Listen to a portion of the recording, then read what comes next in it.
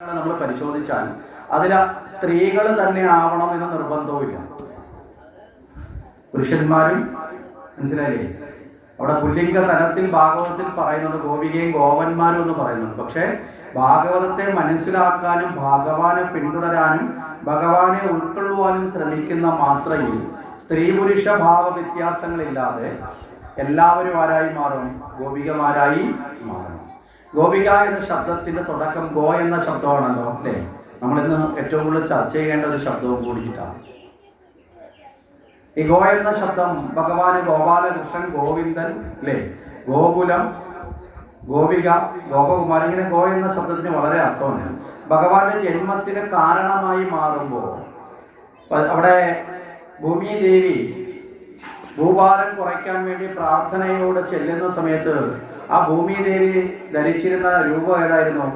അതും ഗോവിന്റേതാണ്. മനസ്സിലായില്ലേ? ഗോ എന്ന രൂപത്തിലാണ്, ഗോമാതാവ് ആയിട്ടാണ് ഭൂമിദേവി പോകുന്നത്. അപ്പൊ ഇവിടെയൊക്കെ ഒരു ഗോമയ സ്വരൂപം. നീ ഭഗവാന്റെ നെറ്റിയിൽ അണിഞ്ഞു കൊടുക്കുന്ന തിലകത്തെ കുറിച്ച് പോലും നമ്മൾ പറഞ്ഞ ഗോരോചനക്കുറി തൊട്ടവൻ, അല്ലേ? കാരണം മൊത്തത്തിലൊരു ശബ്ദവിന്യാസം ഗോയ്ക്ക്. ഇവിടെ ഗോ എന്ന ശബ്ദത്തിന്റെ അർത്ഥം ജ്ഞാനം എന്നാണ്. മനസ്സിലായില്ലേ? പരമമായ ജ്ഞാനം. ആ ജ്ഞാനത്തെ തേടുന്നവരാരോ അവരെല്ലാം ഗോപികമാരോ ഗോപന്മാരോ ആണ്. മനസ്സിലാവുന്നുണ്ടോ? ജീവിതത്തിൽ ശ്രേഷ്ഠമായ അറിവാണ് ഈശ്വരനെ കുറിച്ചിട്ടുള്ള അറിവ്. മനസ്സിലായി? ഭഗവാനെ കുറിച്ച് അറിയാന്ന് പറഞ്ഞാൽ എന്താ? തലയിൽ കിരീടമുണ്ട്, കയ്യിൽ ഓടക്കുഴലുണ്ട്, അല്ലേ? കഴുത്തിൽ മാലയുണ്ട്, മഞ്ഞപ്പട്ടാണ് ഉടുത്തിരിക്കുന്നത്, ശ്രീവത്സമുണ്ട്, കൗസ്തുഭമുണ്ട്. ഇങ്ങനെയുള്ള രൂപത്തെ കുറിച്ചിട്ട് കാണുന്ന സങ്കല്പമല്ല ഭഗവാനെ കുറിച്ച് അറിയുക എന്ന് പറയുന്നത്. ഭഗവാനെ കുറിച്ച് അറിഞ്ഞാൽ ആ ഭഗവാൻ നമ്മളിലേക്ക് പകരുന്ന അറിവ്, ആ ജ്ഞാനം, ആ ഭഗവാന്റെ തത്വത്തിലൂടെ വരുന്ന ജ്ഞാനം. ഏത് ജ്ഞാനം നേടിയാലാണോ, ആ ഭഗവാനിൽ നിന്ന് ഏത് ജ്ഞാനം നേടുമ്പോഴാണോ നമ്മുടെ സർവ്വ ദുഃഖങ്ങളും അകന്ന് മനസ്സ് ശുദ്ധമായി ആ ഭഗവാന്റെ ആനന്ദം നമ്മളിൽ നിറയുന്നത്, ആ ജ്ഞാനത്തെ അറിയുകയാണ് ഭഗവാനെ അറിയുന്നത്. അത് നമുക്കൊരു ചിത്രത്തിലൂടെ അറിയാൻ പറ്റുമോ? അതിന് ഭഗവാന്റെ ആ ജ്ഞാനം. അതിനാണ് നമ്മളെ ഈ ഭാഗവതാദി പുരാണങ്ങളൊക്കെ വായിക്കുക, പഠിക്കുക, മനസ്സിലാക്കുക എന്നതിന് പ്രാധാന്യമുള്ളത്. അപ്പൊ ജ്ഞാനത്തെ നേടുന്നവരെല്ലാം ഗോപികമാരാണ്. പരമമായ ജ്ഞാനത്തെ നേടുന്നവരെല്ലാം. അപ്പൊ ഈ പരമമായ ജ്ഞാനം ഭഗവാനെ കുറിച്ചിട്ടുള്ള ജ്ഞാനമാണ്. അങ്ങനെയുള്ളവരാണ് ഈ ഗോപികമാർ. ഈ ഗോപികമാരെ കുറിച്ച് പറയുമ്പോൾ അവരുടെ ഒരു പൂർവ്വ വൃത്താന്തം എന്ന നിലയിൽ പലപ്പോഴും പല ആചാര്യന്മാർ പറയുന്നത്, ഈ രാമാവതാര കാലത്ത് ഭഗവാൻ രാമനെ കണ്ട് മോഹിച്ച അനവധി ആൾക്കാരുണ്ടാകും. ഋഷീശ്വരന്മാര്, അതുപോലെ തന്നെ വനത്തിലൂടെ യാത്ര ചെയ്തപ്പോൾ വനകന്യകമാരായ പലരും, അവിടെ സീതയെ വിവാഹം കഴിക്കുമ്പോൾ സീതയുടെ തോഴിമാരായിട്ടുള്ളവര്, രാവണ നിഗ്രഹം നടത്തുമ്പോൾ രാവണന്റെ കൊട്ടാരത്തിലുണ്ടായിരുന്ന നിരവധി ആൾക്കാർ, ഇവരൊക്കെ ആരെ മോഹിച്ചു? രാമനെ മോഹിച്ചു. ഞങ്ങൾ അതുപോലെയുള്ള ദേവന്മാര്, അപ്സരസുകള്, ഇവരെല്ലാവരെയും ഭഗവാൻ കൃഷ്ണാവതാരത്തിൽ തന്നോട് ചേർക്കുകയാണ്. ആത്മബോധത്തിൽ തന്നെ അറിഞ്ഞ് കാമിച്ചവരെ മുഴുവൻ ഗോപികമാരുമാക്കി. മനസ്സിലായില്ലേ? ഭൗതിക കാമനയോടെ തന്നെ മോഹിച്ചവരെയൊക്കെ ആരാക്കി? തന്റെ പത്നിമാരും ആക്കി. രണ്ടായിട്ട് തന്നെ തരംതിരിച്ചു. പറഞ്ഞ ആശയം മനസ്സിലായില്ലേ? മോഹത്തിന്റെ അടിസ്ഥാനത്തിൽ രണ്ട് കാറ്റഗറിയായി തിരിച്ചു. ഭഗവാനെ ആത്മബോധത്തിന്റെ അടിസ്ഥാനത്തിൽ, ഈശ്വരൻ എന്ന ബോധത്തിന്റെ അടിസ്ഥാനത്തിൽ ഭഗവാനോട് മോഹം വന്നവരെയൊക്കെ ഭഗവാൻ ആരാക്കി? ഗോപികമാരാക്കി. അതുകൊണ്ടാണ് അവർക്ക് ശരീരബോധത്തിൽ ആരോട് ബന്ധമില്ല? ഭഗവാനോട് ബന്ധമില്ല. മറുഭാഗത്ത് ശരീരഭാവത്തിൽ ഭഗവാനെ സ്വന്തമാക്കാൻ വേണ്ടി ആഗ്രഹിച്ചവരുണ്ടല്ലോ, ഭൗതികമായ പ്രേമത്തിൽ വന്നവരെയൊക്കെ എന്ത് ചെയ്തു? പത്നിമാരാക്കി. അടുത്ത കാറ്റഗറി. അപ്പൊ നമ്മൾ ഏത് തലത്തിലാണോ ഭഗവാനെ ആഗ്രഹിക്കുന്നത്, പ്രാർത്ഥിക്കുന്നത്, ആ കാറ്റഗറിയിലേക്ക് ആര് നമ്മളെ തിരിക്കും? ഭഗവാൻ നമ്മളെ വേർതിരിക്കും. അതിനുശേഷമാണ് ഇതിനെ ഏതൊക്കെ റാക്കിലേക്ക് വെക്കണം എന്ന് തീരുമാനിക്കുന്നത്. മനസ്സിലായില്ലേ? അപ്പൊ ഇവിടെ ഗോപികമാരെ തലത്തിലേക്ക് നമുക്ക് വന്നാൽ, ഈ ഗോപികമാര് പരിപൂർണമായും ഭഗവാനോട് നിറഞ്ഞ ഭക്തിയുണ്ട്. പക്ഷേ മറ്റു തരത്തിലുള്ള വിദ്യാഭ്യാസമോ മറ്റൊന്നും ആർക്കില്ല? ഗോപികമാർക്ക് ഇല്ല. അവരുടെ ആകെയുള്ള വിദ്യാഭ്യാസം പശുവിനെ വളർത്തുക, പാലെടുക്കുക, അത് തൈരാക്കുക, എണ്ണ എടുക്കുക, വിൽക്കുക, അതൊക്കെയാണ് അവരുടെ വിദ്യാഭ്യാസം. ജീവിക്കാൻ ആവശ്യമായ വിദ്യാഭ്യാസം മാത്രമേ ആർക്കുള്ളൂ? ഗോപികമാർക്ക് ഉള്ളൂ. അപ്പോ ആ ഗോപികമാർ ഭഗവാനെ ഏറ്റവും കൂടുതൽ ഹൃദയത്തിൽ ഇഷ്ടപ്പെടുന്നവരും ആണ്. ആ ഭഗവാനെ വരവേൽക്കാൻ വേണ്ടി മാത്രം ഈ ഭൂമിയിൽ ജന്മമെടുത്തവരാണ് ആര്? ഗോപികമാർ. അത്ര ആത്മാർത്ഥമായി ആ സ്നേഹത്തോടു കൂടി നിൽക്കുന്ന ഗോപികമാരുടെ ഇടയിലേക്കാണ് ഭഗവാൻ എവിടെ നിർത്തുന്നത്? നേരെ കംസന്റെ കാരാഗൃഹത്തിൽ നിന്ന് എത്തുന്നത്. ആ കൈക്കുഞ്ഞായി എത്തിയ കാലം മുതൽ ഭഗവാൻ വളർന്നു വലിയ സുന്ദര കോമള യുവാവായതിനു ശേഷം ഗോപികമാര് വഴി വെച്ച് കണ്ടു തുടങ്ങിയ പ്രണയമാണോ? അല്ല. ആ ഭഗവാൻ കൈക്കുഞ്ഞായി എത്തിയ കാലം മുതൽ ഭഗവാനോടുള്ള പ്രണയം ആർക്കുണ്ടായി? ഗോപികമാർക്ക് ഉണ്ട്. ഇവിടെ പ്രണയം എന്ന് പറയുന്നത് നമ്മൾ ഭക്തിയെക്കുറിച്ച് പറഞ്ഞു. എന്താ ഭക്തി എന്ന് പറഞ്ഞാൽ പരമമായ സ്നേഹം. ആ പരമമായ സ്നേഹം തന്നെയാണ് ഭക്തി. അത് തന്നെയാണ് ഇവിടുത്തെ ഗോപികമാരുടെ പ്രണയം എന്ന് പറയുന്നത്. നമ്മൾ ഇന്നത്തെ കാലത്ത് കാണപ്പെടുന്ന, മനസ്സിലായില്ലേ, ആരെങ്കിലും അടിച്ചുകൊണ്ട് പോകുന്ന പ്രണയമല്ല ഇവിടുത്തെ പ്രതിപാദ്യ വിഷയം എന്ന് നമ്മൾ മനസ്സിലാക്കുക. അപ്പൊ ആ പരമമായ പ്രേമത്തിലാണ് ഈ ഗോപികമാരുള്ളത്. ഇവിടെ ഭഗവാൻ അറിയാൻ തന്റെ ലീലകൾ കൃത്യമായിട്ട് ഓരോരോ ഘട്ടങ്ങളിൽ എന്തൊക്കെയാണോ ചെയ്യേണ്ടതെന്ന് വളരെ കൃത്യമായിട്ട് ആർക്കറിയാം? ഭഗവാൻ അറിയാം. നമ്മൾ ആരെങ്കിലും ജനിച്ചപ്പോൾ നമുക്കറിയാൻ പറ്റുമോ? നമ്മൾ 5-ാമത്തെ വയസ്സിൽ ഇന്നത് ചെയ്യും, 10-ാമത്തെ വയസ്സിൽ ഇന്നത് ചെയ്യും, 20-ാമത്തെ വയസ്സിൽ ഇന്നത് ചെയ്യും, ഇങ്ങനെയുള്ള കൃത്യമായ ബോധം വല്ലതും നമുക്കുണ്ടായിരുന്നോ? ഉണ്ടോ? പലതും വന്ന് സംഭവിച്ചതിന് ശേഷമാണ് നമ്മൾ പോലും തിരിച്ചറിയുന്നത്, അല്ലേ? ശരിയല്ലേ? നമ്മൾ മാറിയോ, മുകളേറിയോ, അതോ താഴേക്ക് വീണോ, ഇതൊക്കെ അറിയുന്നത് സംഭവിച്ചതിന് ശേഷമാണ്. ചില ഊഹങ്ങളുണ്ടെന്നേ ഉള്ളൂ. എല്ലാം ഒന്നും ശരിയാവണമെന്ന് ഇല്ല. ഭഗവാനെ സംബന്ധിച്ചോളം അങ്ങനെയല്ല. എല്ലാ കാര്യത്തിലും മുൻകൂട്ടി കൃത്യമായി ഓരോരോ ഘട്ടങ്ങളിൽ എന്തൊക്കെ കർമ്മങ്ങൾ അനുഷ്ഠിക്കും എന്നത് വരെ കൃത്യമാക്കിയിട്ടാണ് വന്നത്. ഈ ഭൂമിയിലേക്ക് വരുന്നതിന് മുമ്പ് തന്നെ തന്റെ മാതാപിതാക്കൾ പോലും ആരാണ് എന്ന് ഉറപ്പിച്ചിട്ടല്ലേ ഭഗവാൻ വന്നത്, അല്ലേ? നമ്മളാരെങ്കിലും അങ്ങനെയാണോ? ഗോപാലന്റെയും ഗോമതിയുടെയും മകനായി ജനിക്കട്ടെ എന്ന് പറഞ്ഞിട്ടാണോ വന്നത്? അല്ല. നമ്മൾ വന്നു ചേർന്നു. കുറച്ച് നാൾ കഴിഞ്ഞപ്പോൾ അറിവുള്ളപ്പോഴാണ് മനസ്സിലായ അച്ഛൻ്റെ പേര് തങ്കപ്പനും അമ്മ മീനാക്ഷിയാണൊക്കെ നമ്മൾ തിരിച്ചറിഞ്ഞ. അന്നപ്പോൾ പോലും നമുക്കറിയില്ല. ഉണ്ടോ? കുറേ നാൾ കഴിഞ്ഞിട്ട് നമ്മളെ പറഞ്ഞു പഠിപ്പിച്ചതാണ് അച്ഛൻ്റെ പേര് ഇന്നതാണ്, അല്ലേ, അമ്മയുടെ പേര് ഇന്നതാണ്, ഇതൊക്കെ പറഞ്ഞു പഠിപ്പിക്കും. ഇപ്പൊ ഭഗവാൻ അങ്ങനെയല്ല. വരുന്ന സമയത്ത് തന്നെ ഭഗവാൻ പറഞ്ഞു, ഞാൻ ആരുടെ മകനായിട്ട് വരും? ദേവകിയുടെ 8-ാമത്തെ പുത്രനായിട്ട്, അല്ലേ, വസുദേവയുടെ കുഞ്ഞായിട്ട് ഞാൻ വരും. അപ്പൊ തന്റെ മാതാപിതാക്കളെ പോലും ആര് സെലക്ട് ചെയ്തിട്ടായിരുന്നേ? ഭഗവാൻ സെലക്ട് ചെയ്ത. ഇവിടെ ഭഗവാന്റെ മാതാപിതാക്കളായി ഇവർക്ക് മാറാനുള്ള മഹാഭാഗ്യം 3 ജന്മങ്ങളിലെ തുടർച്ചയാണ്. മനസ്സിലായി? പരമഭക്തിയുള്ളവരെ ഭഗവാൻ തന്റെ ഹൃദയത്തോട് എപ്പോഴും ചേർത്ത് പിടിക്കും. നമ്മൾ ഇടയ്ക്ക് പറഞ്ഞായിരുന്നല്ലോ, നിഷ്കാമ ഭക്തി, അതായത് ശുദ്ധഭക്തി, ഒരു മോഹങ്ങളും ഇല്ലാത്ത ഭക്തൻ. മനസ്സിലായില്ലേ? ആ ഭക്തനാണ് ഭഗവാൻ ഏറ്റവും ഇഷ്ടപ്പെട്ടത്. ഭഗവാന്റെ മുമ്പിലേക്ക് നമ്മൾ ചെല്ലുമ്പോൾ നമ്മൾ വിചാരിക്കും നമ്മളിത് തൊഴുകുമ്പോഴത്തേക്ക് നമ്മളെല്ലാവരും ഭക്തരായി ഒറ്റ കാറ്റഗറിയിലാണ് ഭഗവാൻ കാണുന്നതെന്ന് വിചാരിക്കരുത്. ഭഗവാൻ കൃത്യമായി ചെല്ലുന്നവരെ കാറ്റഗറി തിരിക്കാറുണ്ട്. എങ്ങനെയാ തിരിക്കുന്നത്? പ്രായമുള്ളവര്, പ്രായമില്ലാത്തവര്, അങ്ങനാണോ? അതോ നല്ലതുപോലെ അണിഞ്ഞൊരുങ്ങിയവര്, അണിഞ്ഞൊരുങ്ങാത്തവര്, അങ്ങനാണോ? അതോ എനിക്ക് പൂമാലയും പഴവും കൊണ്ടുവന്നവര്, ഒന്നും കൊണ്ടുവരാതെ വന്നവൻ, അങ്ങനാണോ? പിന്നെ എങ്ങനെയാ ഭഗവാൻ കാറ്റഗറി ഇരിക്കുന്നത്? നമ്മളൊരു സ്കൂളിലേക്ക് പഠിക്കാനായിട്ട് കുട്ടികൾ പോകുന്ന കുട്ടികളെല്ലാം സ്കൂളിലേക്ക് പോകുന്ന എല്ലാവരും ഒറ്റ വാക്കിൽ എന്ത് പറയും? വിദ്യാർത്ഥികളെന്ന് പറയും, അല്ലേ? എല്ലാവരും വിദ്യാർത്ഥികളാണ്. ഒരേ ഡിവിഷനിൽ നിന്ന് പഠിക്കുന്നു, ഒരേ അധ്യാപകം പഠിപ്പിക്കുന്നു. ഇത് കഴിഞ്ഞിട്ട് ആ ഡിവിഷനിലുള്ള കുട്ടികളെല്ലാം ഒരേപോലെ മാർക്ക് വാങ്ങി പാസ്സാവാറുണ്ടോ? ഉണ്ടോ? ഇല്ല. അവരെ ഗ്രേഡ് തിരിക്കാറില്ലേ? ഇല്ലേ? ആരാ ഗ്രേഡ് തിരിക്കുന്നത്? സ്കൂളിലേക്ക് കാശ് കൊടുത്തുകൊണ്ട് അച്ഛനും അമ്മയാണോ ഗ്രേഡ് ഇരിക്കുന്നത്? പോകുന്ന കുട്ടിയാണോ? പിന്നെ ആര്? അവിടുത്തെ അധ്യാപകൻ തിരിക്കും, അല്ലേ? അപ്പൊ ഇതുപോലെ ക്ഷേത്രത്തിലേക്ക് എത്തുന്ന ഭക്തന്റെ ഗ്രേഡ് തിരിക്കുന്നത് ആരാ? കമ്മിറ്റിക്കാരാണോ? ക്ഷേത്രത്തിലെ തിരുമേനിയാണോ? ശരണ്യ പൂമാല കൊണ്ടുവന്നതുകൊണ്ട് A+, കല്യാണി അമ്മ പഴവുമായിട്ട് വന്നതുകൊണ്ട് B+, വേറെ ആള് ഒരിയാൾക്ക് അരി കൊണ്ടുവന്നു എന്നാൽ പിന്നെ അത് ഫുൾ+. അങ്ങനെയാണോ? കമ്മിറ്റിക്കാരാണോ തിരിക്കുന്നത്? അതോ ആരാ തിരിക്കുന്നത്? ഭഗവാനാണ് തിരിക്കുന്നത്, അല്ലേ? ഭഗവാൻ അവിടെ തിരിക്കും. എന്തടിസ്ഥാനത്തിലാണ് തിരിക്കുന്നത്?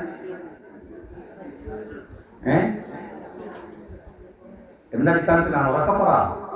ഈ ഉച്ചയ്ക്ക് 2:30 മണിക്കുള്ള വാർത്ത ഞാൻ കേൾക്കാറില്ല, അതുകൊണ്ട് ഈ ഉറക്കം പറയാൻ പറഞ്ഞത്. ഉച്ചയ്ക്ക് 2:30 മണിക്ക് TV-യിലൊരു വാർത്തയുണ്ട്. സ്ഥിരം കേട്ടായിരുന്നെങ്കിൽ നിങ്ങൾ പറയുന്നത് എനിക്ക് മനസ്സിലാവും. കാര്യം ആ വാർത്ത മൊത്തം ഇങ്ങനെ ഒരാളപ്പുറത്ത് പറയുമ്പോൾ ഒരാൾ വരുന്ന ഇങ്ങനെ കൈകൾ കാണിക്കും. അതുകൊണ്ട് ഇത് കേട്ടിട്ടില്ല. അതുകൊണ്ട് അത് കുറ്റപ്പെടുത്തുന്ന അത് കേട്ടിട്ടില്ല. അതുകൊണ്ട് ആ സമയത്ത് വീട്ടിൽ കാണാറില്ല. അതുകൊണ്ടാണ്. ഒന്നേലും ഇതുപോലുള്ള യജ്ഞത്തിലായിരിക്കും, ഇല്ലെങ്കിൽ മറ്റൊരു സ്ഥാപനമുണ്ട്, ഒരു ആയുർവേദ ഹോസ്പിറ്റൽ നടത്തുന്നുണ്ട്, അവിടെ ആയിരിക്കും. അപ്പോൾ അങ്ങനെയുള്ള കാര്യത്തിൽ നമുക്ക് വീട്ടിൽ ആ സമയത്ത് കാണാറില്ല. അതുകൊണ്ട് ആ വാർത്ത കേൾക്കാറില്ല.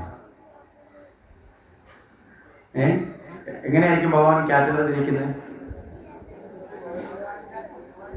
മനോഭാവത്തിന്റെ അടിസ്ഥാനത്തിൽ. മനസ്സിലായില്ലേ? അവിടെ എത്തുന്നവരുടെ മനസ്സിന്റെ തലത്തിന്റെ അടിസ്ഥാനത്തിലാണ് ഭഗവാൻ കാറ്റഗറി തിരിക്കുന്നത്. അവിടെ തന്നെ ഭഗവാൻ ഗീതയിൽ വളരെ വ്യക്തമായിട്ട് അർജുനോട് പറഞ്ഞു. ഭഗവാൻ പറയുന്നു, അർജുന, എന്നെ കാണാൻ വരുന്ന എല്ലാവരും ഒരേ തരം ആളാണെന്ന് നീ വിചാരിക്കണ്ട. ഞാൻ അങ്ങനെയും പരിഗണിച്ചിട്ടില്ല. വരുന്ന ഓരോരുത്തരുടെ സ്വഭാവം നോക്കും ഞാൻ. മനസ്സിലായില്ലേ? എന്നെ ആശ്രയിക്കാൻ വേണ്ടി എന്റെ മുമ്പിലേക്ക് വരുന്നവർ വിചാരിക്കുന്നത് ഈ ഞങ്ങളെ മുമ്പിൽ ചെന്ന് നിന്ന് കഴിഞ്ഞാൽ ഭഗവാൻ എല്ലാം തരും, ചോദിച്ചാൽ തരും. അങ്ങനെയല്ല. ഞാൻ ആദ്യം അവരുടെ സ്വഭാവം നോക്കും, എന്നിട്ട് വേണ്ട കണക്ക് ഞാൻ അങ്ങനെ പരിഗണിക്കും. ഇതാണ് ഭഗവാൻ പറയുന്നത്. എങ്ങനെയാ ഭഗവാൻ പറയും? എന്നെ കാണാൻ വരുന്നവരില് ഭക്തന്മാരെന്ന് വിളിക്കപ്പെടും. കോമൺ ആയിട്ട് എല്ലാവരും വിളിക്കും ഭക്തന്മാരെ. അതില് ആർത്തഭക്തന്മാരെന്ന് പറയുന്നൊരു വിഭാഗമുണ്ട്. ദുഃഖം വരുമ്പോ ഭഗവാനെ വിളിക്കും. മനസ്സിലായില്ലേ? ദുഃഖം വരുമ്പോൾ വിളിക്കാത്ത വിളിയൊക്കെ കേൾക്കണം. എൻ്റെ പള്ളിയിളക്കാവിൽ അമ്മേ എന്നൊരു വിളിയൊക്കെ നീട്ടിയാണ് വിളിക്കുന്നത്. മനസ്സിലായില്ലേ? അറിയുന്ന ദുഃഖത്തിന്റെ ആഴം അനുസരിച്ച് വിളിയുടെ പരപ്പും ആഴവും വ്യാപ്തിയും കൂടത്തില്ലേ? കൂടത്തില്ലയോ? കൂടും. അപ്പൊ അങ്ങനെ വരുന്ന ആൾക്കാരുണ്ട്. ദുഃഖം തീർന്നു കഴിഞ്ഞാലോ പിന്നെ വലിയ വിളിയൊന്നുമില്ല. പിന്നെ വേണമെങ്കിൽ പള്ളിയിളക്കാവിൽ അമ്മയെന്ന് വിളിക്കും. പക്ഷെ എൻ്റെ ഒന്നും വരത്തില്ല. ദുഃഖമൊക്കെ വരുമ്പോ എൻ്റെ ഈ പൊന്നു എന്നൊക്കെ വരും. പൊന്നു പള്ളിയിളക്കാവിൽ അങ്ങനെയൊക്കെ വരും. മറ്റേത് കഴിയുമ്പോൾ എന്താ വള്ളിയും പുള്ളിയൊക്കെ ഇച്ചിരി അങ്ങ് തേഞ്ഞു പോകും.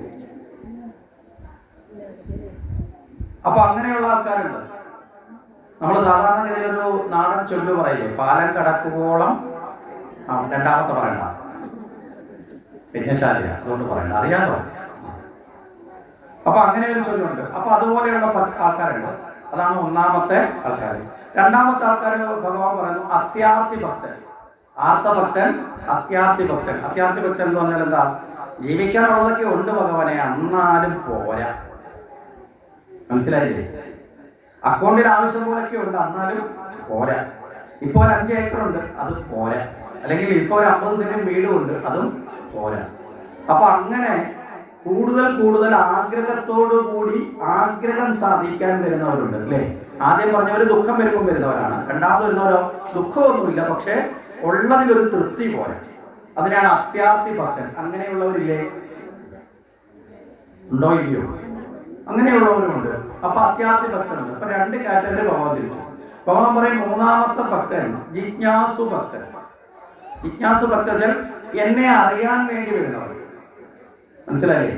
ഭഗവാനെ അറിയാനും മനസ്സിലാക്കാനും വേണ്ടി വരുന്നവരുണ്ട് ജിജ്ഞാസു ഭക്തന്മാർ. അങ്ങനെയുള്ള അവസ്ഥയിൽ വരുന്നവരാണ്. ഇങ്ങനെയൊക്കെ വരുമ്പോൾ ഏതെങ്കിലുമൊക്കെ സ്ഥലത്തിൽ ഞങ്ങൾക്ക് പ്രഭാഷണം കേൾക്കുമ്പോഴോ ഭാഗവത പാരായണം കേൾക്കുമ്പോഴോ ഏതെങ്കിലും നാമസങ്കീർത്തനം കേൾക്കുമ്പോഴോ ആരെങ്കിലും എവിടെങ്കിലും നിന്ന് ഈശ്വരമായ എന്തെങ്കിലും കാര്യം പറയുമ്പോഴോ ഇച്ചിരി നേരെ ഇരിക്കാമെന്ന് തോന്നിയിരിക്കുന്നത്. മനസ്സിലായില്ലേ? ഇരിക്കുന്ന എല്ലാവരും അങ്ങനെ ആവണമെന്നില്ല. ചിലർ വെയിൽ കൊണ്ട് വരുന്നത് കൊണ്ട് ഊണിന് മുമ്പ് ഇച്ചിരി വിശ്രമം എടുക്കാമെന്ന് പറഞ്ഞ് യജ്ഞശാലയിൽ കയറി ഇരിക്കുന്നവരുണ്ട്. മനസ്സിലായില്ലേ? അവർ കയറി ഇരുന്ന ഉടനെ ഭഗവാനിലേക്ക് ലയിക്കും. കണ്ണ് 2 അടച്ച് കാലൊക്കെ മുന്നോട്ട് നീട്ടി അവർ കയറുമ്പോഴേ നോക്കുന്നത് എങ്ങനെയാണെന്നറിയോ? എവിടെയാണ് സുഖമായി ആൾക്കാരുടെ മറവിൽ ഇരിക്കാൻ പറ്റുന്നത്, ഫാൻ്റെ കാറ്റ് കിട്ടുന്നത്. മനസ്സിലായില്ലേ? അവിടെ കയറി ഇരുന്നിട്ട് സുഖമായിട്ട് കണ്ണടച്ച് നമ്മൾ വിചാരിക്കും അവരിങ്ങനെ ഭഗവാനിൽ ലയിച്ചിരിക്കുകയാണ്. സംഭവം ഒരു ഉറക്കം കഴിയുന്നതാണ്. അങ്ങനെ വരുന്ന ആൾക്കാരുണ്ട്. ചിലത് ഭക്ഷണം കഴിച്ചു കഴിഞ്ഞിട്ട് ഇച്ചിരി നേരം വിയർപ്പ് ക്ഷീണമൊക്കെ മാറട്ടെ എന്ന് പറഞ്ഞ് കയറിയിരിക്കും. നമ്മളെ സംബന്ധിച്ചോളം ഒഴിഞ്ഞ കസേരയേക്കാളും പുണ്യം ആരെങ്കിലുമെങ്കിലും ഇരിക്കുമല്ലോ എന്നുള്ളത് കൊണ്ട് സന്തോഷം എന്ന് പറയുന്ന രീതിയിലാണ് പോവുകയും ചെയ്യും. അപ്പൊ ഇവിടെ ഭഗവാനെ അറിയാൻ വേണ്ടി വരുന്ന ആൾക്കാരുണ്ട് ജിജ്ഞാസു ഭക്തർ അല്ലേ? ചില ജിജ്ഞാസകള്, ചില അറിയാനുള്ള ആഗ്രഹം, മനസ്സിലായില്ലേ, നമ്മളെ വളരെ വേഗത്തിൽ ആ കാര്യത്തിലേക്ക് ഉയർത്തും. ഇതൊരു ഭക്തനിൽ ഉണ്ടാകേണ്ട ഒരു ഗുണമാണ്. ജിജ്ഞാസയ്ക്ക് നിവാരണം ചെയ്യാൻ ഏറ്റവും എളുപ്പമാർഗം അല്ലെങ്കിൽ ഏറ്റവും പ്രധാനപ്പെട്ട ഒരു തലം എന്ന് പറഞ്ഞാൽ ശ്രവണമാണ്, കേൾക്കുകയാണ്. മനസ്സിലായില്ലേ? അറിയാനുള്ള ആഗ്രഹമുള്ളവരെ സംബന്ധിച്ചോളം ആ അറിയാനുള്ള ആഗ്രഹം പൂർത്തീകരിക്കാൻ ഏറ്റവും ലളിതവും ഏറ്റവും സുഗമവും ഭക്തിയിൽ ഏറ്റവും പ്രധാനവുമായ ഒരു ഘടകം എന്താ? കേൾക്കുക, ശ്രവണം. ഭക്തിക്ക് 9 പടികളുണ്ടെന്നാണ് പറയുന്നത്. പടികൾ എന്തിനാണ്? കയറാനാണ് അല്ലേ? അപ്പൊ ചോദിക്കും മുകളിൽ കയറിയിട്ട് തിരിച്ചു പറയുമ്പോൾ ഭഗവാനെ സംബന്ധിച്ചോളമുള്ള അറിവെന്ന് പറയുന്ന പടി ഒരിക്കലും തിരിച്ചടക്കം ഇല്ലാത്തതാണ്. വൺ വേ എന്ന് പറഞ്ഞാൽ എന്താ? അങ്ങോട്ട് മാത്രമേ പോകൂ, തിരിച്ചു വരാൻ പറ്റില്ല എന്നതുപോലെ വൺ വേ ആണ് ഭക്തിയുടെ 9 പടികൾ. ഈ 9 പടികൾ ഏതൊക്കെയാ?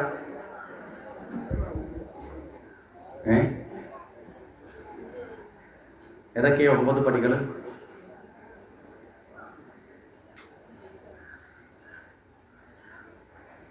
16ാമത്തെ യജ്ഞം കഴിഞ്ഞിട്ട് നമ്മൾ 9 പടിയിൽ ഒരു പടി പോലും പറയാൻ പഠിച്ചില്ലെങ്കിൽ മോശമല്ലേ? നമുക്ക് ഭക്തന്മാരാകുമ്പോൾ നമ്മൾ ചവിട്ടിക്കയറേണ്ട പടികളാണ് അല്ലെ? പടികളെന്ന് പറഞ്ഞാൽ നമ്മൾ കയറേണ്ട തലങ്ങൾ, മനസ്സിലായില്ലേ? നമ്മൾ ഈ ചിലയിടത്തൊക്കെ ഈ പടി എന്നൊക്കെ പറയുന്നതിനൊക്കെ ഓരോ അർത്ഥമുണ്ട്. നമ്മൾ ശിവന്റെ ഒരു കീർത്തനം കേട്ടില്ലേ? എളുപ്പമായുള്ള വഴിയെ കാണുമ്പോൾ ഇടയ്ക്കിടെ 6 പടിയുണ്ട്, ഈ പടിയാറും കടന്ന് അവിടെ ചെല്ലുമ്പോൾ ശിവനെ കാണാകും ശിവശംഭു, അല്ലേ? ഒരു 10 വർഷത്തിന് മുമ്പ് ഞാൻ ഈ പാട്ട് കേട്ടിട്ടുണ്ട്. നിങ്ങളുള്ളവർക്ക് കൈവൊക്കെ നോക്കട്ടെ. 10 വർഷം മുമ്പ് ഞാനത് കേട്ടിട്ടുണ്ട്. ഞാനത് ഈ വരികൾ എനിക്കറിയാം. നിങ്ങളുള്ളവർക്ക് കൈവൊക്കെ. ഞാൻ 10 വർഷമേ പറഞ്ഞു, അതിൽ കൂടുതൽ എത്ര വേണമെങ്കിലും ആയിക്കോട്ടെ. 10 വർഷത്തിന് മുമ്പേ ഞാൻ ഈ വരി കേട്ടിട്ടുണ്ട്. ഞാൻ ഇതൊക്കെ ഒന്ന് പാടിയിട്ടുണ്ട്. അങ്ങനെയുള്ളവരുടെ കൈവൊക്കെ നോക്കട്ടെ. കൈ പൊക്കുന്നെങ്കിൽ നല്ലപോലെ പൊക്കണം. അക്കരയിലും അല്ല ഇക്കരയിലും അല്ല എന്ന് പറഞ്ഞത് ആരും ഇത്രയും പേര് കേട്ടിട്ടുണ്ട്, പാടിയിട്ടുണ്ട്. ഈ 10 വർഷം കൊണ്ട് കേട്ട സാധനം. അതിന് മുമ്പ് ചിലപ്പോൾ 10, 30, 40, 50 ഒക്കെ ആവാം. ഈ 50 വർഷമൊന്നും ഞാൻ ചോദിക്കട്ടെന്നറിയോ? 50 വർഷത്തിൽ കൂടുതൽ പ്രായമുള്ളവരുണ്ടോ എന്നൊക്കെ അറിയാൻ ഇന്നത്തെ കാലത്ത് വലിയ പ്രയാസം. കാരണം പണ്ടൊക്കെ ആണെങ്കിൽ നര കണ്ട മുഖത്തെ ചുളിവ് കൊണ്ടുമൊക്കെ പ്രായം കണ്ടുപിടിക്കായിരുന്നു. ഇപ്പൊ ഈ നരയും ചുളിവൊക്കെ ഉള്ള ചെറുപ്പക്കാർക്കാണ്, മനസ്സിലായില്ലേ? ഇപ്പൊ നരയും ചുളിവൊക്കെ ഉള്ളവർ വീട്ടിൽ കടലമാവ് കൊണ്ടും അത്യാവശ്യം കരിക്കലൊക്കെ ഉണ്ടെങ്കിൽ അവർ മാനേജ് ചെയ്ത് പോകുന്നവർ, അതുകൊണ്ട് കണ്ടുപിടിക്കാൻ പറ്റും. പിന്നെ നമ്മളെ എടുത്തരിച്ചങ്ങോട്ട് പറഞ്ഞ ചിലർക്ക് അതൊരു വിഷമവും വരും. അപ്പൊ അതുകൊണ്ട് പ്രായം നമ്മളുള്ള പേര് 10 വർഷം ചോദിച്ചു. ചിലപ്പം ഇപ്പൊ 10 വയസ്സുള്ള കുഞ്ഞിനും അതിൽ പെടാം എന്നുള്ളത് കൊണ്ട് വന്നു. അപ്പൊ ഈ 10 വർഷം കൊണ്ട് എന്തായാലും നമ്മൾ കേട്ടു, നമ്മൾ പലപ്പോഴും ചെല്ലിയിട്ടുണ്ട്. ഈ 10 വർഷത്തിനുള്ളിൽ നമ്മൾ ചെല്ലിയ ഈ 6 പടി അത് ഏതൊക്കെയാണ്?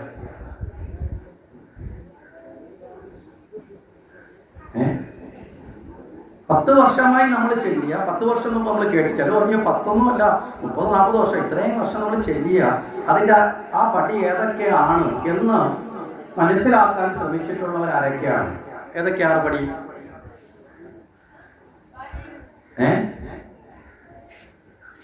പറഞ്ഞോ.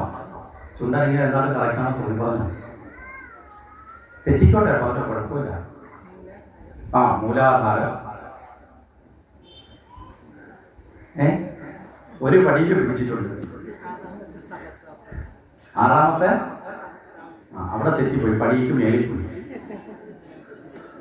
6 പടി കഴിഞ്ഞ് മേലിലുള്ള ഒരു സാധനത്തിനാണെന്ന് പറയുന്നത് സഹസ്രാരം. 6 പഠിക്കാത്തത് പെടത്തില്ല, 7ാമത്തെ സ്ഥാനമാണ്. പടിയിൽ പെട്ടിട്ടില്ല. 6 കഴിഞ്ഞാൽ പിന്നെ നമ്മളിപ്പോ ഒരു പടി കയറി ചെല്ലുന്ന സ്ഥലമുണ്ട് അല്ലേ? ആ സ്ഥലത്തിന് പടി എന്ന് പറയാൻ പറ്റുമോ? മനസ്സിലായില്ലേ? അപ്പൊ നിങ്ങൾ ഈ പന്തലിലേക്ക് ചേർന്നു, അവിടെ 3 പടി ചവിട്ടി കയറി. അപ്പൊ 3 പടി കഴിഞ്ഞ് കയറിയ സ്ഥലത്ത് നിങ്ങൾ നിൽക്കുകയാണ്. നിങ്ങൾ പടിയിൽ നിൽക്കുകയാണോ പന്തലിൽ നിൽക്കുകയാണോ? പന്തലാണ്. അതുപോലെ 6 പടി കഴിഞ്ഞ് നേടിയ സ്ഥലമാണ് സഹസ്രാരം. ഇനി ഇടയ്ക്കുള്ളത് ഏതൊക്കെയാ? ഇനി ഞാനങ്ങ് പേര് പറയാൻ സമയം കളയണ്ട. മൂലാധാരം, സ്വാധിഷ്ഠാനം, മണിപൂരം, അനാഹതം, വിശുദ്ധി, പ്രജ്ഞ. അത് കഴിഞ്ഞ് 7ാമത്തെ സഹസ്രാരം എന്നതാണ്. ഈ 6 പടി ഇനി എവിടെയാ?